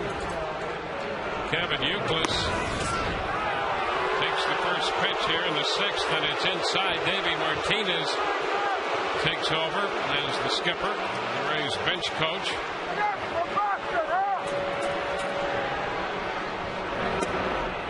There's a strike on the outer part of the plate. It's 1-1. Well, you might as well just stay off the outside corner about 6 inches and see if you can get the same 23-inch plate that Bob Davidson gave to Boston. A breaking ball. I guess it was high. 2-1. That's the operative word, guess. And a foul ball takes the count to 2-2. Well, you know, you can't blame Crawford's reaction. Not at all. And it really seemed that Crawford was upset, but Davidson was certainly at least equal to the task, really more aggressive. Longoria takes care of the foul pop off the bat of Youkilis. And then when Madden got out there to try to get in between Davidson and Crawford, before Joe could do anything, there was an immediate ejection of Crawford, almost as if Davidson wanted to beat Madden to a punch to get in between. He ejects Crawford and then immediately afterwards ejected Madden. That's what's impressive about the way Bob Davidson reacted, because aren't you supposed to diffuse the situation, not antagonize it? I mean, yeah, Carl got in his face, rightfully so, because he got called out in the 3rd inning on a ball that was 6 inches off the inside corner. Ortiz swings and misses. And the first pitch in the 5th was probably 6 to 8 inches off the outside corner. I mean, and that's not the first couple of pitches. We've noted that the whole game. So naturally a player's going to say something. Kapler just said it as well, and he was right. I mean, Fox Track says it. You can see it from the center field camera, the overhead camera. I mean, how many angles do you need? Yeah, and it's not just one hitter. It was repeated, and for Crawford, multiple offenses on Crawford. 1-1. There's a strike. That's 1-2. So Madden ejected for the first time this year. Well, that's the thing. When you know Joe comes out and gets animated like that, he doesn't do that at all, really, very often. He'll come out and argue, but he doesn't get to the point of getting kicked out. He was ejected. I have him once last year when Brian Gorman ejected him in the White Sox game last year. And now the first time this year.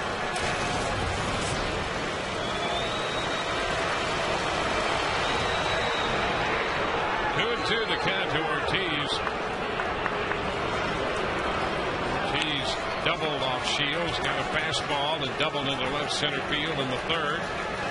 Shields walked him in the first. That third inning double chased home Drew and Euclid.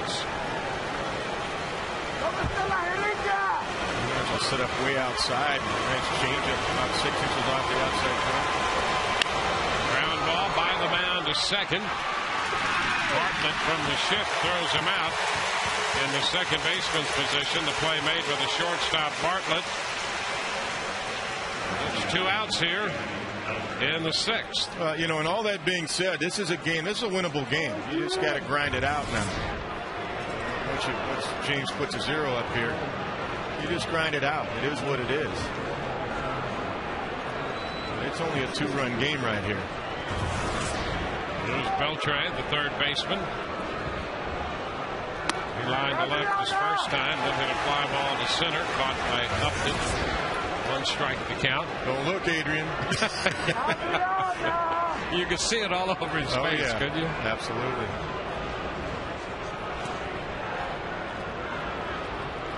One ball, 1 strike. I mean, honestly, you wonder if after a game, and I'm sure they do, at least the ones that care, I mean, look at their performance on replay, because it's really been awful. A ball, 2 strikes. Listen, we don't talk about this is the first time all year in the games you and I have worked together, which is most of them, that we've even questioned an umpire like this many times. But it's so blatant. I feel like if we don't point it out, we're not doing our job. 1-2 pitch, swing and a miss. Beltran's out on strikes. 10 in a row, retired by Shields. We go to the home half of inning 6. 2-0 ball.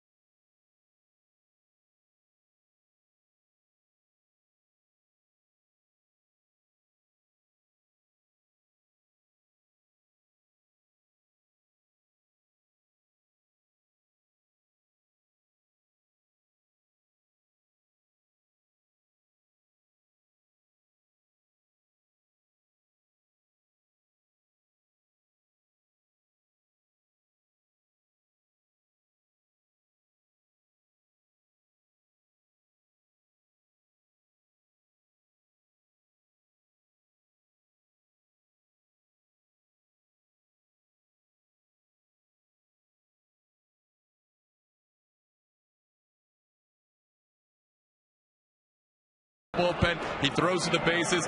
He does blocking pitches from the mound. And he thinks if all goes well, Shoppach could be ready to go into a rehab assignment as early as Monday as the first pitch misses wide. And guys, I guarantee you tomorrow on our website Wednesday, Ask the Announcer questions, people are going to wonder what's going to happen when Kelly Shoppach comes back. So get ready for that. But it's good to see Shop getting closer. Guys, back to you. Yeah, and it's a great problem to have. Not many teams have a wealth of catching, and the Rays are on the verge of that. There's a strike to Zobrist. And the count is 1-1. John Jaso has emerged. Kelly Shoppach on the verge of a rehab assignment. Zobrist fouls it back. Kelly was very much engaged with the pitching staff, too, not just the right-handed power bat that he possesses, but he did a nice job defensively, too. He was anxious to get to spring training and catch every pitcher. Ben's just got to grind this out now. There's an outside fastball. He fouls it away. So nice job. Good. That's smart. Good job right there. Has to. Keep fighting. Keep fighting, Ben. Rays have been shut out through 5.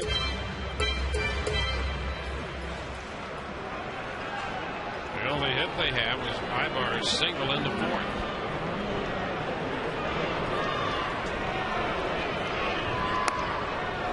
It's a bit in.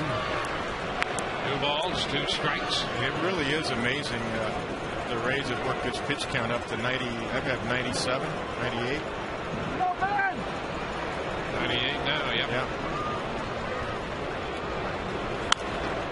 And another foul out of play.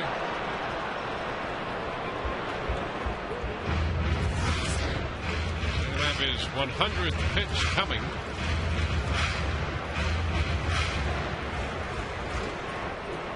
We're only in the 6th, 5+ innings. It's a nice job, at least, of working the count. That pitch count up there. Again, only a 2-run game. Zobrist gets time granted by Bob Davidson. Well, that was nice. Swing and a miss. Cutting in on Zobrist. He's out on strikes. 8 strikeouts for Lester. Reminder, the Corona Beach Bar will host your group in an exclusive up-close and personal environment during a Rays game. Enjoy great seats exclusively for your group. Reserve the Corona Beach Bar. Call 888-FAN-RAYS or email groupsales@raysbaseball.com.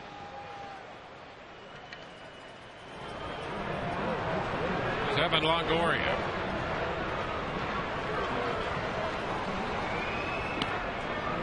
All away.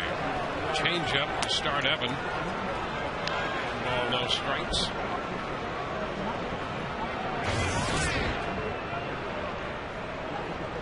Both these starting pitchers now on the year with 71 strikeouts. 2-0 the count. A couple of change-ups doubled up on him right here to start the sequence to Evan.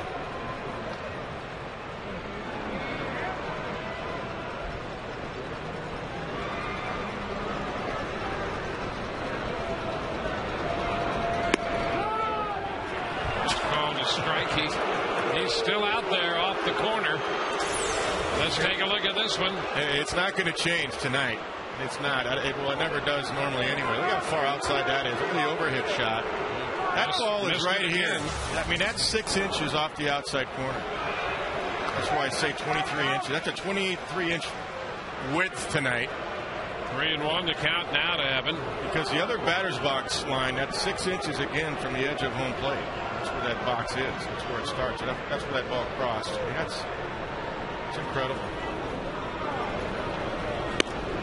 And there's ball 4. So Longoria draws the walk, the 5th of the night. And you know, Lester with 8 strikeouts and 5 walks. And like you said, I mean, you can't blame Lester and Veritek because they're going to give it to you. They'll sit out there all night long. Yeah, they're smart to go out there. If Davidson's going to widen the plate, they're going to take advantage of it. And they've really taken advantage of it because Crawford's been kicked out of the game. Yeah. And the problem is if you get on the plate closer and try to take that away, then Lester's got that cutter that he's getting that call for the inside corner. Now here's Ibar. It's a ground ball toward the hole. Diving stop. Picked up. Beltre makes the throw. Longoria moves into second, and that's the second outstanding play made by their third baseman Beltre tonight. You got one on Upton in the second, and this one on Ibar here in the sixth. Yeah, crossover of actually about 3 steps of the dive. Again, it's a reactionary position, and Beltre's always been one of the best, especially going to his left. Very strong going to his glove side, as you can see that, and he throws a strike over there. Powerful arm as well. Manny Del Carmen is up in the bullpen, the right-hander for Boston. You got the right guy at the plate. Is that success against Lester? Carlos Pena will now be the hitter for the Rays. Pena has popped out, called out on strikes. He does have, as we mentioned earlier in the evening, good numbers against Lester, to the tune of 5 home runs and a .310 average coming in. Lester's made 106 pitches. Veritek's going to go to the mound. So the Rays have had men on base in every inning except the second. They left men at first and third in the first. And this is the first time since then that they've had a runner in scoring position. Lester's walked 5 as it is, and that's with a wide strike zone. Yeah, so that's right. That tells you really where his command has been all night.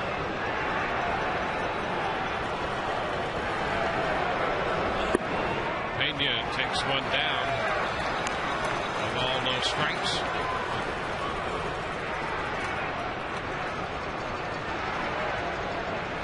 Carlos called out on strikes back in the fourth.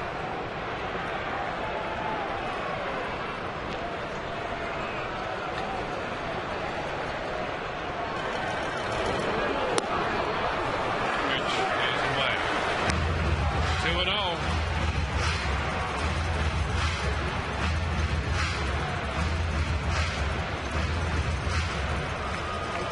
Two runs, 4 hits for Boston. No runs, 1 hit for the Rays.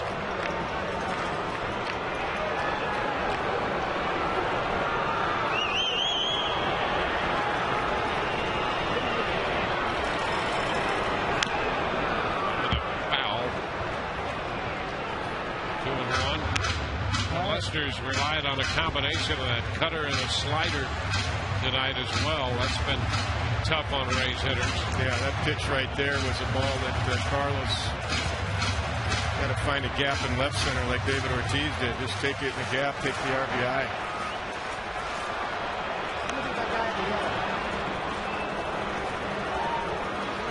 The infield with the shift.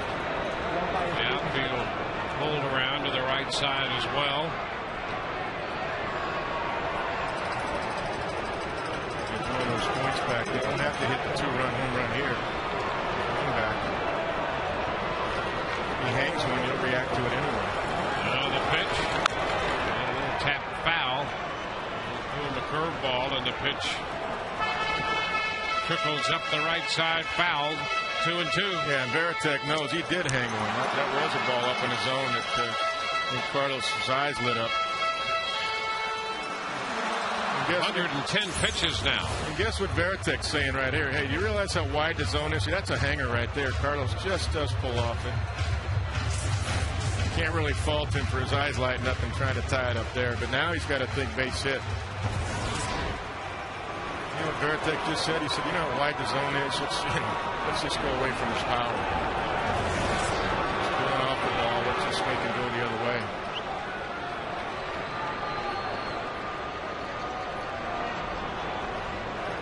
At least that's what I'm saying as a catcher.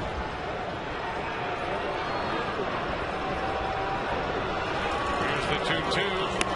And he struck him out. Got a fastball by him. The 9th strikeout of the night for Lester. The Rays leave a man at second.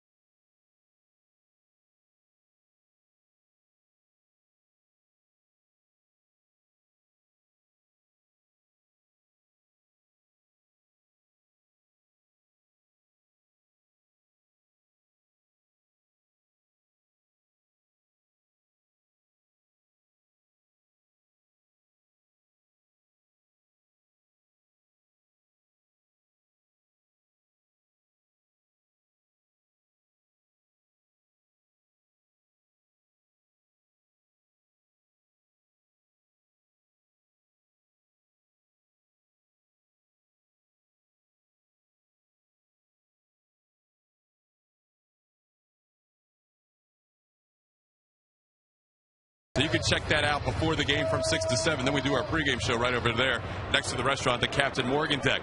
So complimentary wine tasting tomorrow, right during our pregame show. And then we're going to have a tailgate pregame show on Saturday, right out by Gate 4.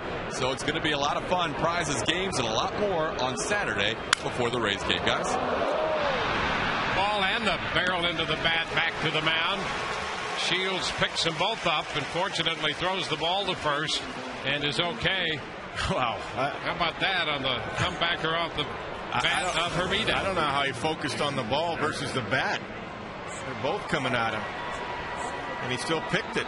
Or knocked it down at least. And the bat kept chasing him. Yeah, that bat had a little English on it coming right back at Shields. Look how dangerous that is. I mean, James is just locked in on the baseball. That thing at the jagged edge, I mean, that can kill you. Crying out loud. That's one heck of a play by James. Get that bat off the mound. Here's Jason Varitek. Ground ball. Zobrist after it. The toss to first. A couple of quick outs here in the 7th inning. 12 in a row retired by Shields. Well, hey, they know it's a wide zone. They're not going to. Yeah, that's right. They get some over the heart of the plate. They're hacking. Jeez.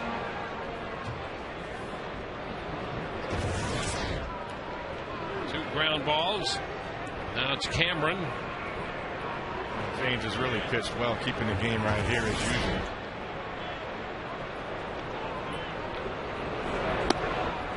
Cameron takes it for a ball. He hit that fly ball down the left field line in the 2nd inning that Crawford caught right in front of the low wall. Yeah, he tracked it all the way, made a nice play. Cameron struck out on a changeup in the 4th. Chops it to Longoria. Evans throw to first. It's a 4-pitch inning. 7th inning stretch time with a score 2-0 Boston.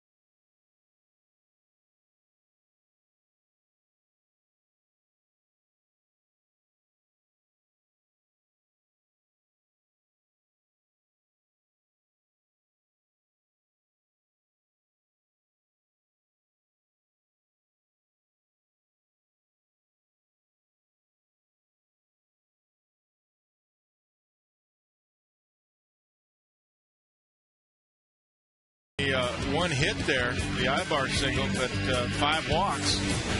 So that turns over to the bullpen for the Boston Red Sox, and it's only a 2-run game right here. So Manny Del Carmen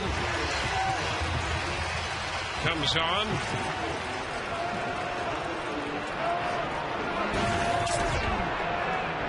th appearance and a .214 earned run average. 12 walks. First pitch is a strike. Yeah, but the plate's a little wider tonight. Yeah, that helps. That's what's amazing. Even with the wide zone tonight, Lester still walked 5. Yep. Upton 3 for 10 lifetime against Del Carmen with a home run. BJ's trying to shake out of tailspin. Behind in the count. 0-2 though. Navarro next, and then Kapler is due.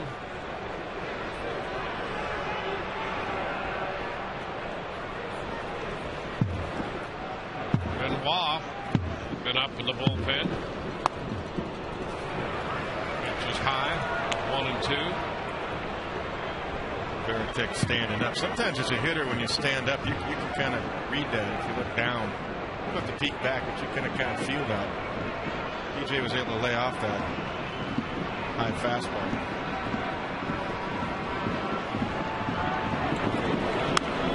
DJ bounces it back. So it's still a 1-2 count. Del Carmen worked on the 21st in Philadelphia. Pitched 1 inning. That was his last outing.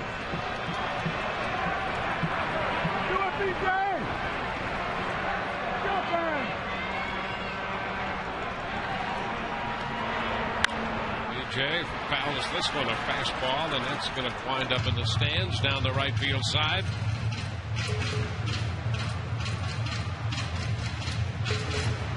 So Carmen's 0-1 lifetime against the Rays with a .396 earned run average.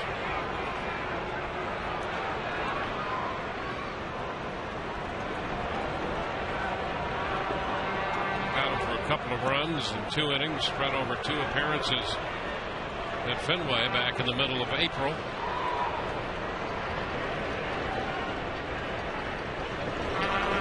And BJ is out on strikes. A fastball.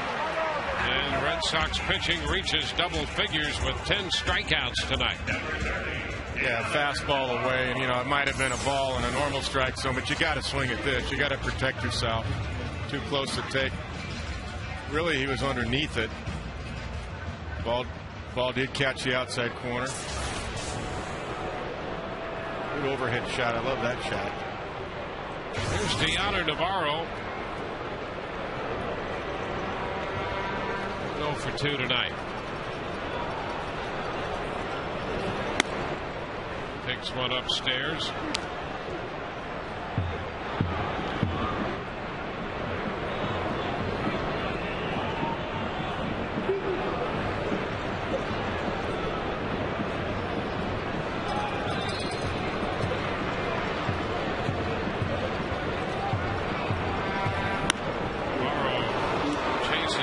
Up. Fastball upstairs, and it's now 1-1. Gabe Kapler due to be next. Brignac briefly emerged from the dugout, but now Gabe Kapler's back out there on deck.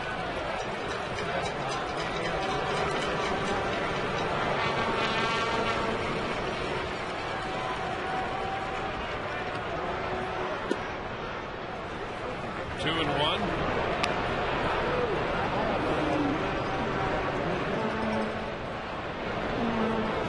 Could depend on what DeHonor does. If he's on first base, a hole on the right side, you might see Brignac come off the bench.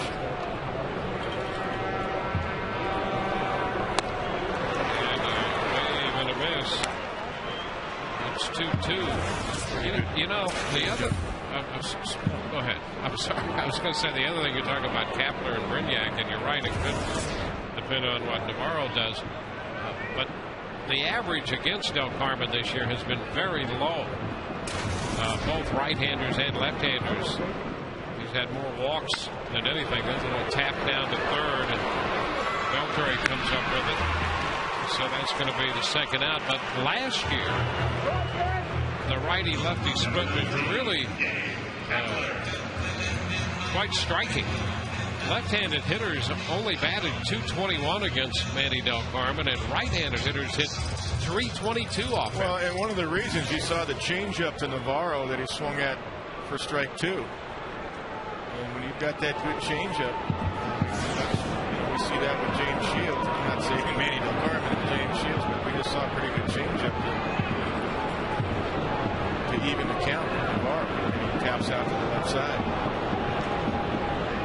So Kapler will hit with 2 outs and the bases empty.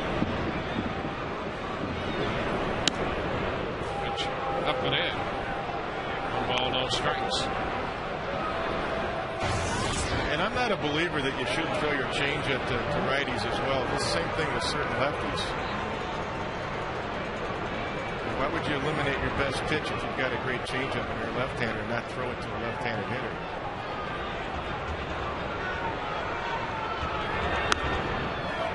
High. 2-0. That was one right there, I believe. Yep. Maybe that's why. Well, no, you look at Jamie Moore. What is Jamie, about 87 now? That's right. And he's still doing it. Got 5 wins coming into tonight's action. Throws a change up to both sides of both hitters. He's a righties. They're just right. Yeah, I love Jamie. He's one of the great guys in the game, but his age, he's older than his velocity. He's amazing. It's true.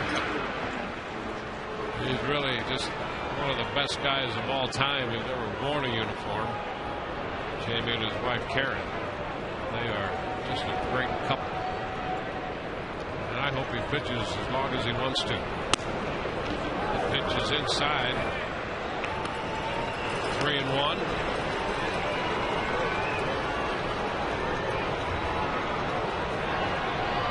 Upton is struck out. Navarro is grounded out.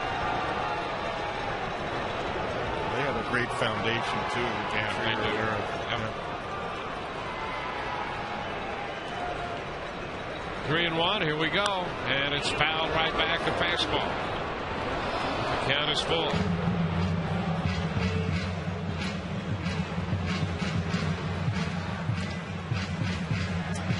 Had a pretty good pitch to hit. Why not? Try to jump yard with it. Now it's a little different. Got to protect that outside corner again.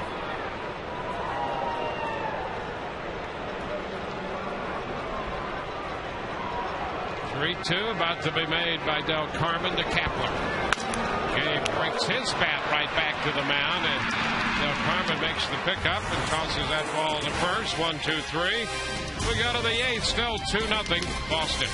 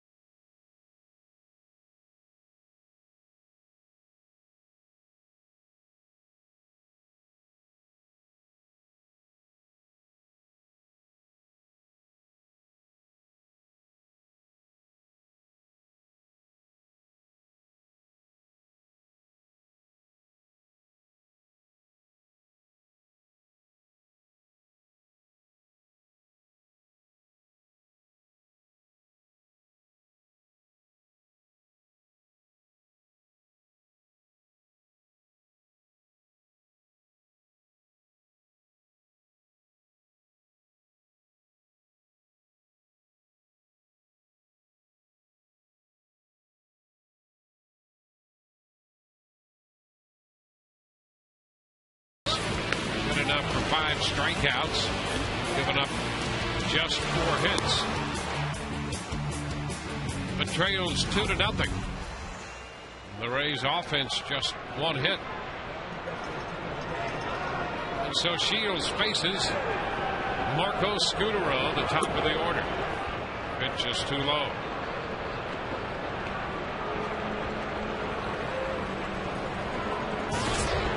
Scutaro singled to start the game. Lifts the fly ball. Left center. Right there is B.J. Upton to make the catch. 14 in a row retired by Shields. He gave up hits to Scutaro and Pedroia to start the game. 2 outs later walked Ortiz. And then in the 3rd inning he appeared to be on his way to a very short inning. He had 5 pitches in and 2 outs, and Drew singled. Euclid walked, and then Ortiz doubled on a first pitch fastball. He doubled up the gap in left center. There's a strike to Pedroia. Breaking pitch. Yeah, that was it. That was the last base runner. That's it. Fastball, he was trying to go away. It just was down the heart of the plate, and David shot it in the gap to left center. James has been outstanding. I mean, he's once again got deep into the game, into the 8th inning here. Up to 100 pitches.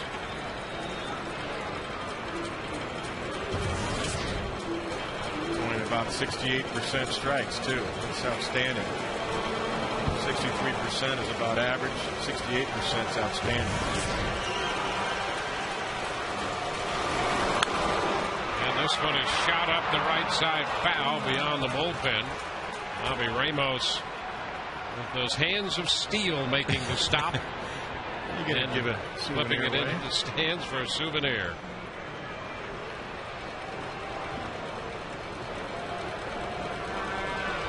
An 0-2 count. This is still a winnable game, so bullpen is up behind James Shields. Try to keep the game right here. Foul down the 3rd base side this time, down in front of Tim Bogart, the 3rd base coach. The thing about Pedroia, he can spray the ball all over the ballpark. Pound him in, he can turn on it. And shoot some balls to right center. Pops it up on the right side of the infield, and Ben Zobrist is making the call. That takes care of Pedroia. 2 up, 2 down here in the 8th inning. Start your weekend off with Friday Fest, presented by Captain Morgan. This Friday, the Rays host the White Sox, and the first 10,000 fans receive a collectible B.J. Upton t-shirt presented by the St. Petersburg Times.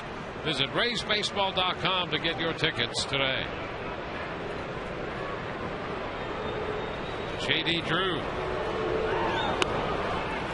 He looks at a first pitch strike. Curveball. Yeah, dropping some nice curveballs in there.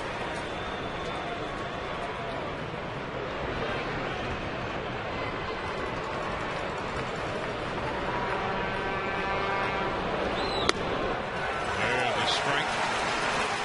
0-2. Cleveland beat the White Sox 7-3. Mitch Talbot won his 6th game. He's 6-3. Pitched 7 innings in that game.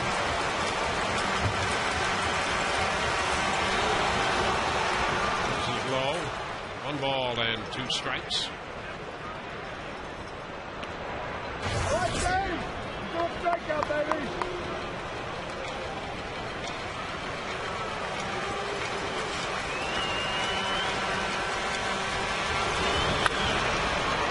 So 1 hop into short right. Zobrist out of the shift, makes the play. 16 in a row retired by Shields. Bottom of the 8th coming. 2-0 Boston.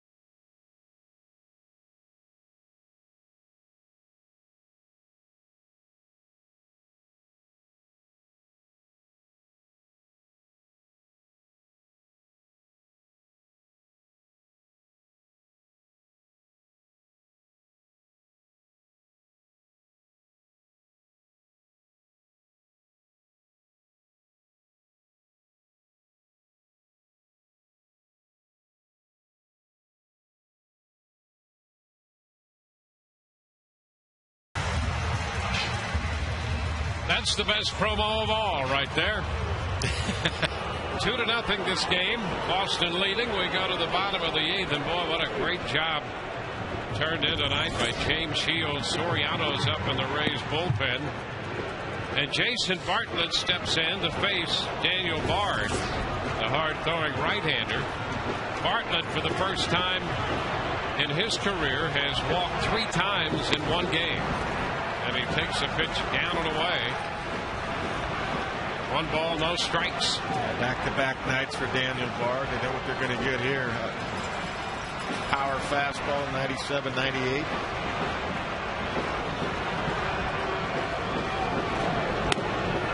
Upstairs, 2-0.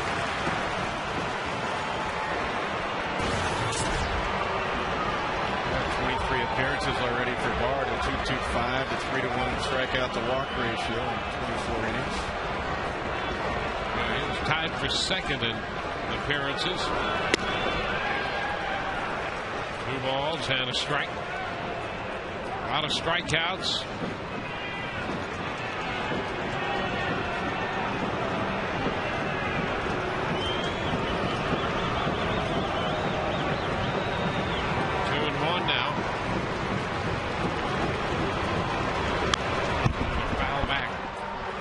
Count to 2-2. Sean Rodriguez is scheduled to hit next, but Reed Brignac is now on deck. So the Rays anticipating this bullpen maneuver with Davey Martinez, who is managing the club in the absence of Joe Madden. Joe ejected by plate umpire Bob Davidson back in the 5th inning. There's a slider from Bard. Dirt. Full count, 3-2. So the Rays trying to get something going here in the 8th.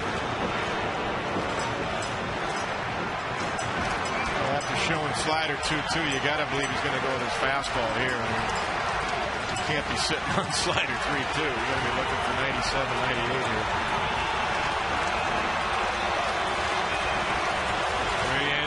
3-2.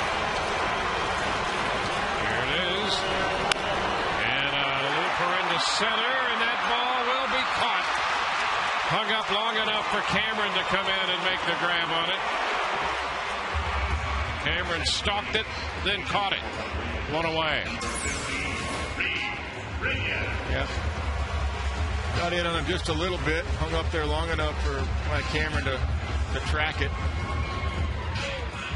Yeah, ironically, I was talking to Mike today, and he was happy he was playing center field tonight because he's supposed to be playing some left field. He was nervous because he hasn't really played out there. He was nervous in this ballpark with the angles and the lighting being low in his mind, and he felt center field would be much easier for him. But that problem he's had, I think he'll take pressure off him by not having to run around so much. Reed Brignac takes the pitch outside. Ball 1. By playing left field, right? So. Ab strain, bad ab strain he had, just over 30 games.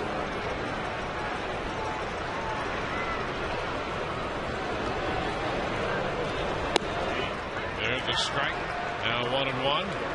Benoit's back up in the bullpen alongside Soriano for the Rays. So depending on what the Rays do here in the 8th inning, that will determine what happens out of the bullpen.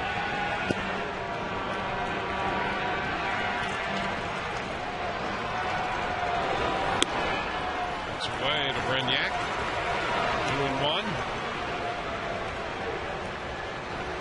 Bartlett went 3-2 against Bard, then hit the looper to center, caught by Cameron. 2-1 now on Brignac.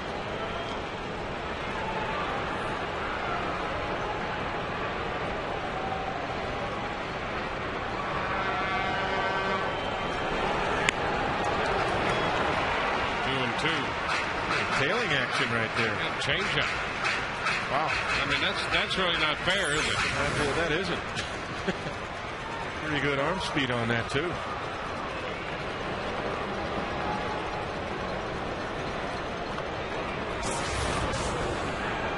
balls, 2 strikes.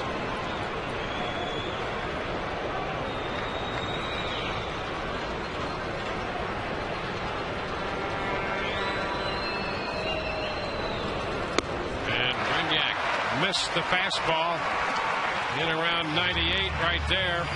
2 gone. Let's check with Todd Callis. And a reminder, coming up right after the game, the Rays live post-game show. I'll be joined by Brian Anderson, so we'll have double barrel action for you after the game. You guys will be part of it as well. As we'll hear Joe Maddon's press conference, should be rather interesting to hear the comments of the Rays skipper. As you see, BA will be along with analysis, and we'll try and get some sound from the Rays clubhouse as well. A lot of people up here in the writers area of the press box have been watching and rewatching that video, see if there was any bumping at all. We can dissect that after the game and talk about that as well. Guys, back to you. Well, there's Ben Zobrist taking the pitch down. 1 ball and no strikes. Zobrist has struck out 3 times.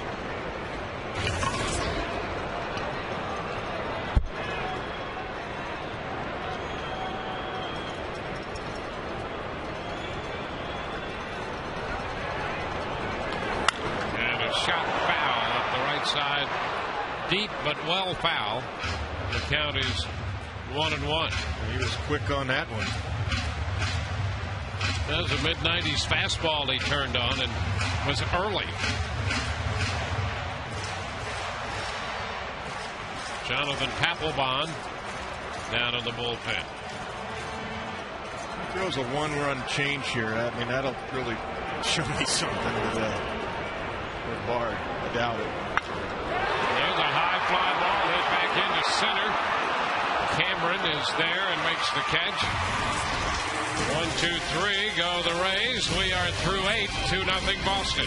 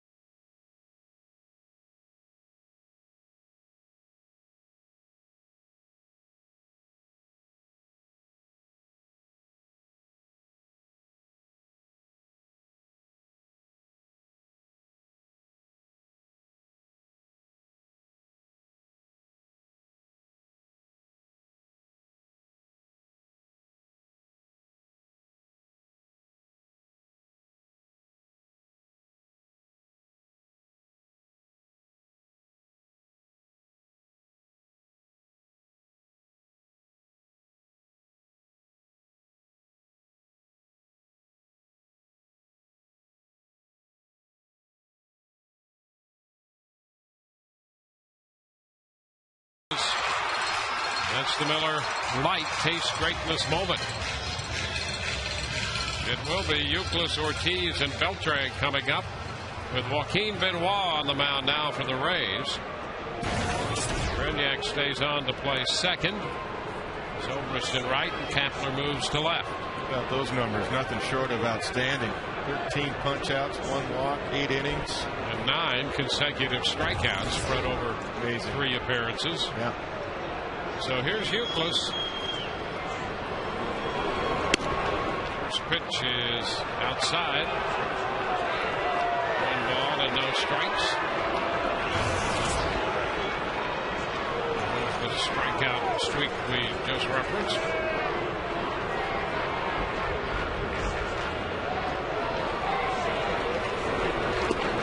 In the dirt, 2-0.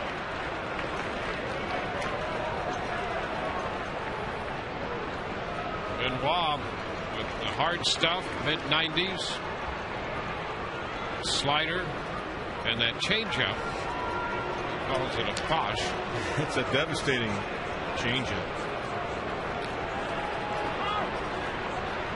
Great arm speed on it. He's been throwing strikes too. He's behind here, but he's been throwing strikes too right out of the chute.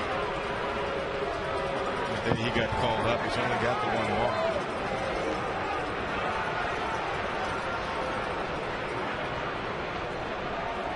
Two balls, no strikes on Euclid.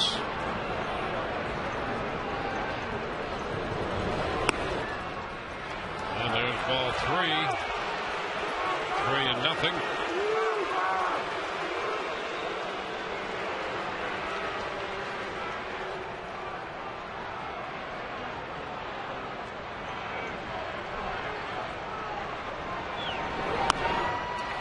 And ball 4. So Euclid walks on 4 pitches.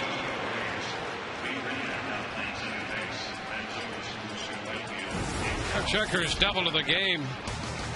The starters, Lester pitched 6, struck out 9, walked 5, gave up a hit, no runs, and Shields 8 innings, 5 Ks, 2 walks, a couple of runs on 4 hits, and Shields retired the last 16 men he faced.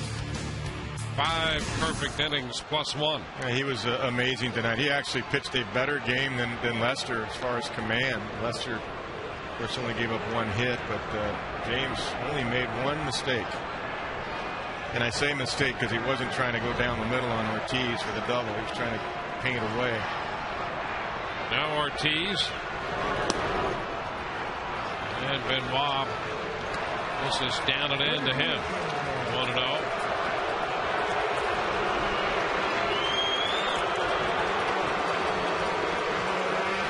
Balfour starts to loosen in the Rays bullpen.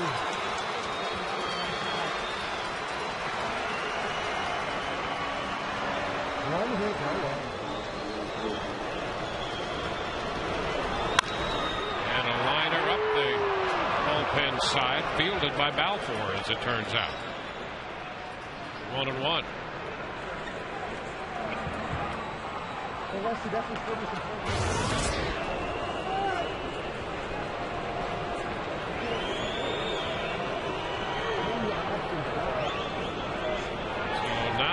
Consecutive strikeouts spread over 3 appearances.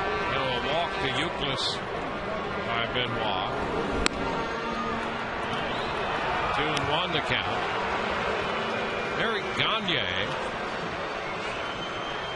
fanned 10 straight over 4 games for the Dodgers. That was back in 2003. Yeah, that's when Eric was really the most dominant closer there. I think he was 84 saves in a row. Major League record. Ground ball. Grabbed by Brignac. Long throw to second, out there. Back to first. Not in time. They get Euclid on a long throw after Brignac made the pickup out of the shift. That's really a feat to get the lead man. That's amazing play right there by Reed Brignac. You talk about a long throw. You can't make 2 long throws to get a double play. They almost did. Great play. Great instincts. Just get the ball to the shortstop to get it there in time ahead of Euclid. And then how about the turn? Yeah, Longoria almost. Pretty good job right there.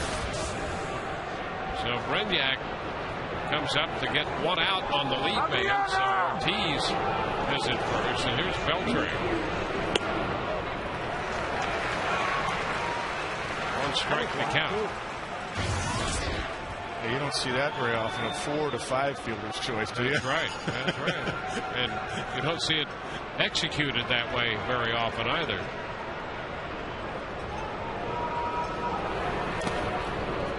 Nice block. 1-1 the count.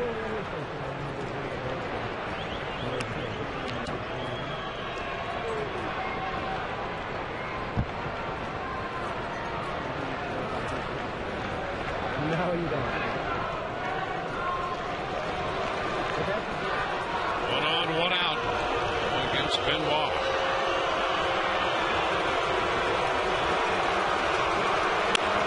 Ground ball, shortstop Backhanded. Bartlett to Brenyak, and the throw to first. He had just that hesitation there, trying to get the ball out.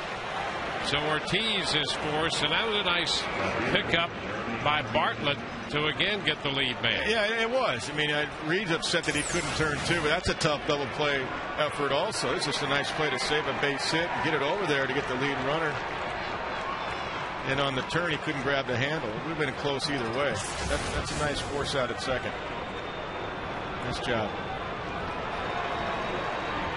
Well, again, we've seen, what, 3 or 4 good defensive plays again. Happens every night. Keep the game right here. Hermida, a fastball is a strike.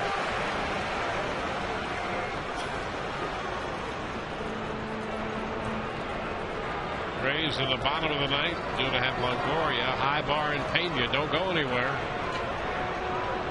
2-0 right now.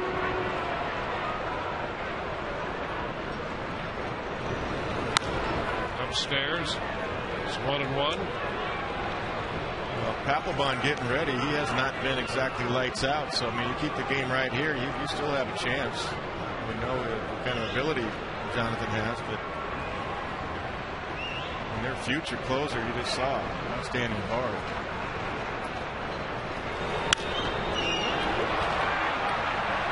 One ball, 2 strikes after the foul ball out of play. Raining in Minnesota, the Yankees and the Twins after 5. No score. That's unusual. You haven't said that in a while, have you? Yeah, that's right.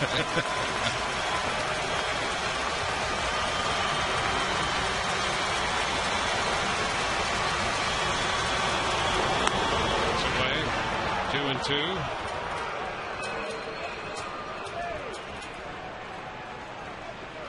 I was wondering why they've been in the 5th inning for a long time. Yeah, that's it.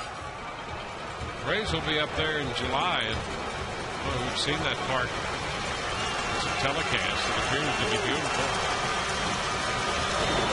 Swing and a miss. The changeup got him. Hermida's out on strikes. We're going to go into the bottom of the 9th inning with Longoria.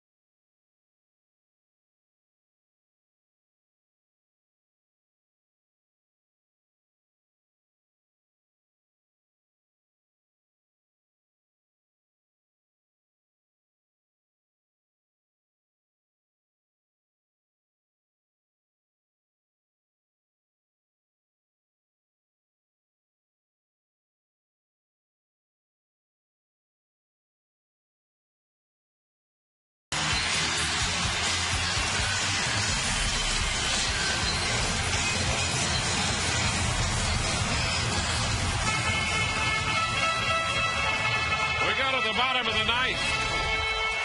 The Rays are down 2-0. Jonathan Papelbon is the new pitcher. And And stepping in is Evan Longoria to open the bottom of the ninth against Papelbon. Fouls the first pitch. He got a fastball. Was on it, fouled it back. Right in his wheelhouse. Yeah, a cookie right there. Good swing. Papelbon's got an ERA at 3.15. He had 3 home runs. He has saved 10 out of 11.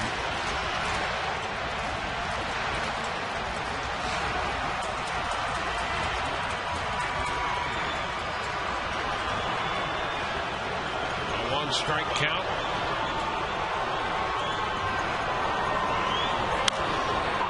It foul up the right side, out of play, taking the count to 0-2.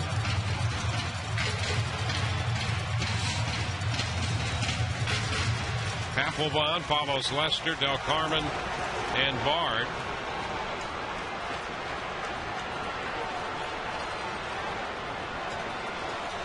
Have an 0 for 3 lifetime against Papelbon.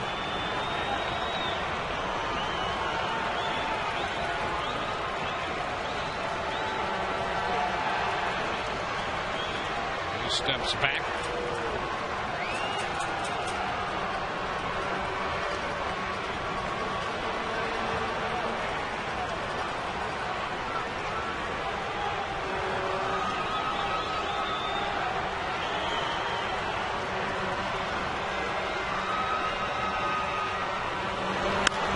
And a high fly ball hit back into right center field. But Drew is there to make the catch. Now the fastball taken the other way toward right center. 1 away. Hit it pretty good. I thought at first it might at least be in the gap, but it kind of hung up there for J.D. Drew to camp under it. Fastball, they tried to go in. It ran out over the plate a little bit. That's a pretty good swing, though. But just not enough. A little bit off the end of the bat.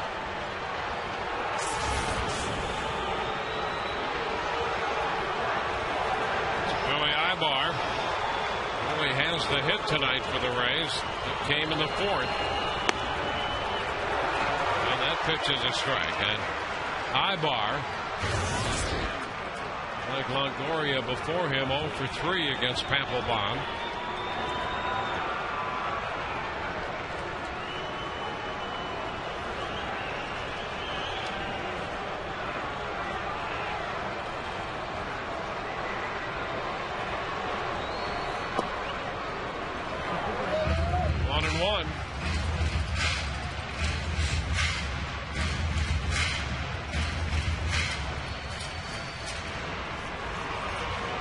Rays need a base runner. Carlos Pena is on deck.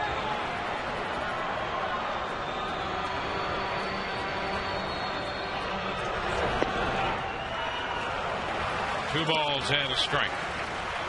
Papelbon trying to work on his secondary pitches right here with a 2-run lead, getting behind the count by doing that.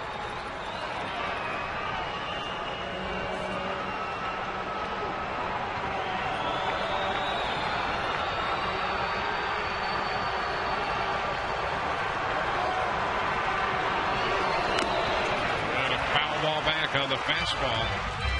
A pretty good cut at a 94-mile-per-hour fastball.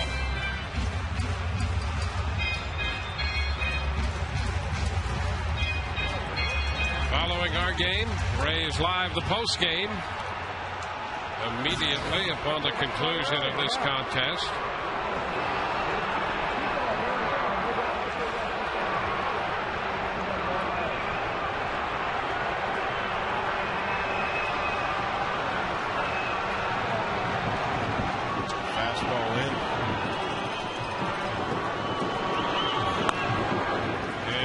Too much.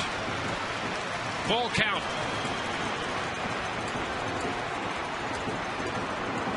Last base runner the Rays had was the 1-out walk to Longoria in the 6th. We're 1 out into the bottom of the 9th inning right here. You just need one base runner. Get it going right here. Got to be power on power and sure fastball. And there's ball 4. Papelbon walks Ibar. One on, one out. That's going to get Carlos Pena to the plate with the man on. Pena is 1 for 5 with a home run off Papelbon. Tonight 0 for 3, a couple of strikeouts in the mix. And the Red Sox defense goes to the shift. Beltre, the lone man on the left side of the infield, the right side overloaded.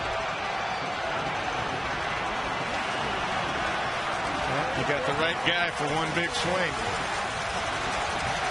Got to center a good fastball and give it a ride.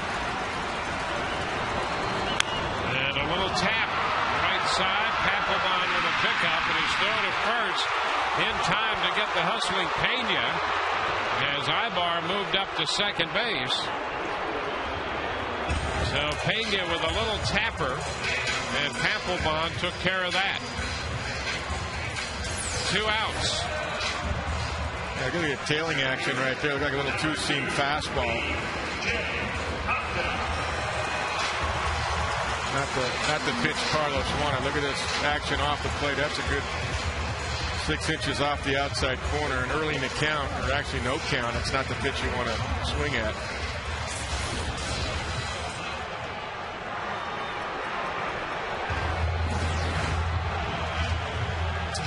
Now it will be B.J. Upton. B.J. 0 for 8 in his career against Papelbon.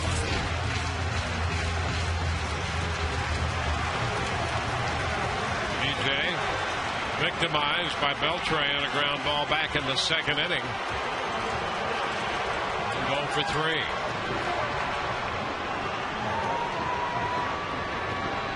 Ibar off second with 2 gone. And Upton fouls this one back into the screen. That's a strike. John Jaso has moved into the on-deck circle. BJ got a pitch he liked. That's right there, right down the middle. A little bit late on it.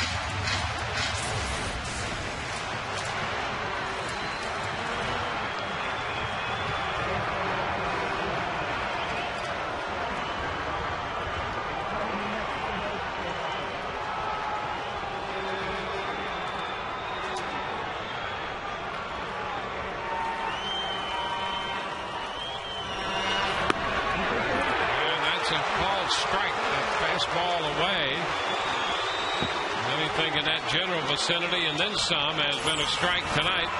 Let's see about this one. Not going to change now. It's not even close. Wow. Not even close. So that one off the plate. Well, it's a disheartening situation right there. 0-2. Yeah, it really is. BJ's out on strikes, and this game is over. The Rays are shut out tonight. It's a 2-0 final. Lester's going to get his 5th win. He's 5-2 and a tough loss for James Shields, who is also 5-2. For the Rays in the 9th, the man left. They strand 7. And the final pitch of the game, a high fastball swung through. And so the Red Sox have taken the first 2 games of this series, winning last night 6-1 and tonight 2-0. Standings now find the Rays 5 up on New York. The Yankees in a rain delay right now. 5.5 up on Toronto and 6.5 up on the Boston Red Sox. 24,310 the attendance. Took 2 hours and 53 minutes to play this game. Papelbon registers his 11th save of the year. So 2 games into the homestand, the Rays still look for a victory, and they'll look for it tomorrow when they take on the Red Sox on Sun Sports in high definition at 6:30. Matt Garza against John Lackey. Stay tuned now. Rays Live, the postgame is coming up next. Hope you've enjoyed the telecast, if not the outcome. For Kevin Kennedy, Ryan Anderson, and Todd Callis, this is Dwayne Statz. We will see you next.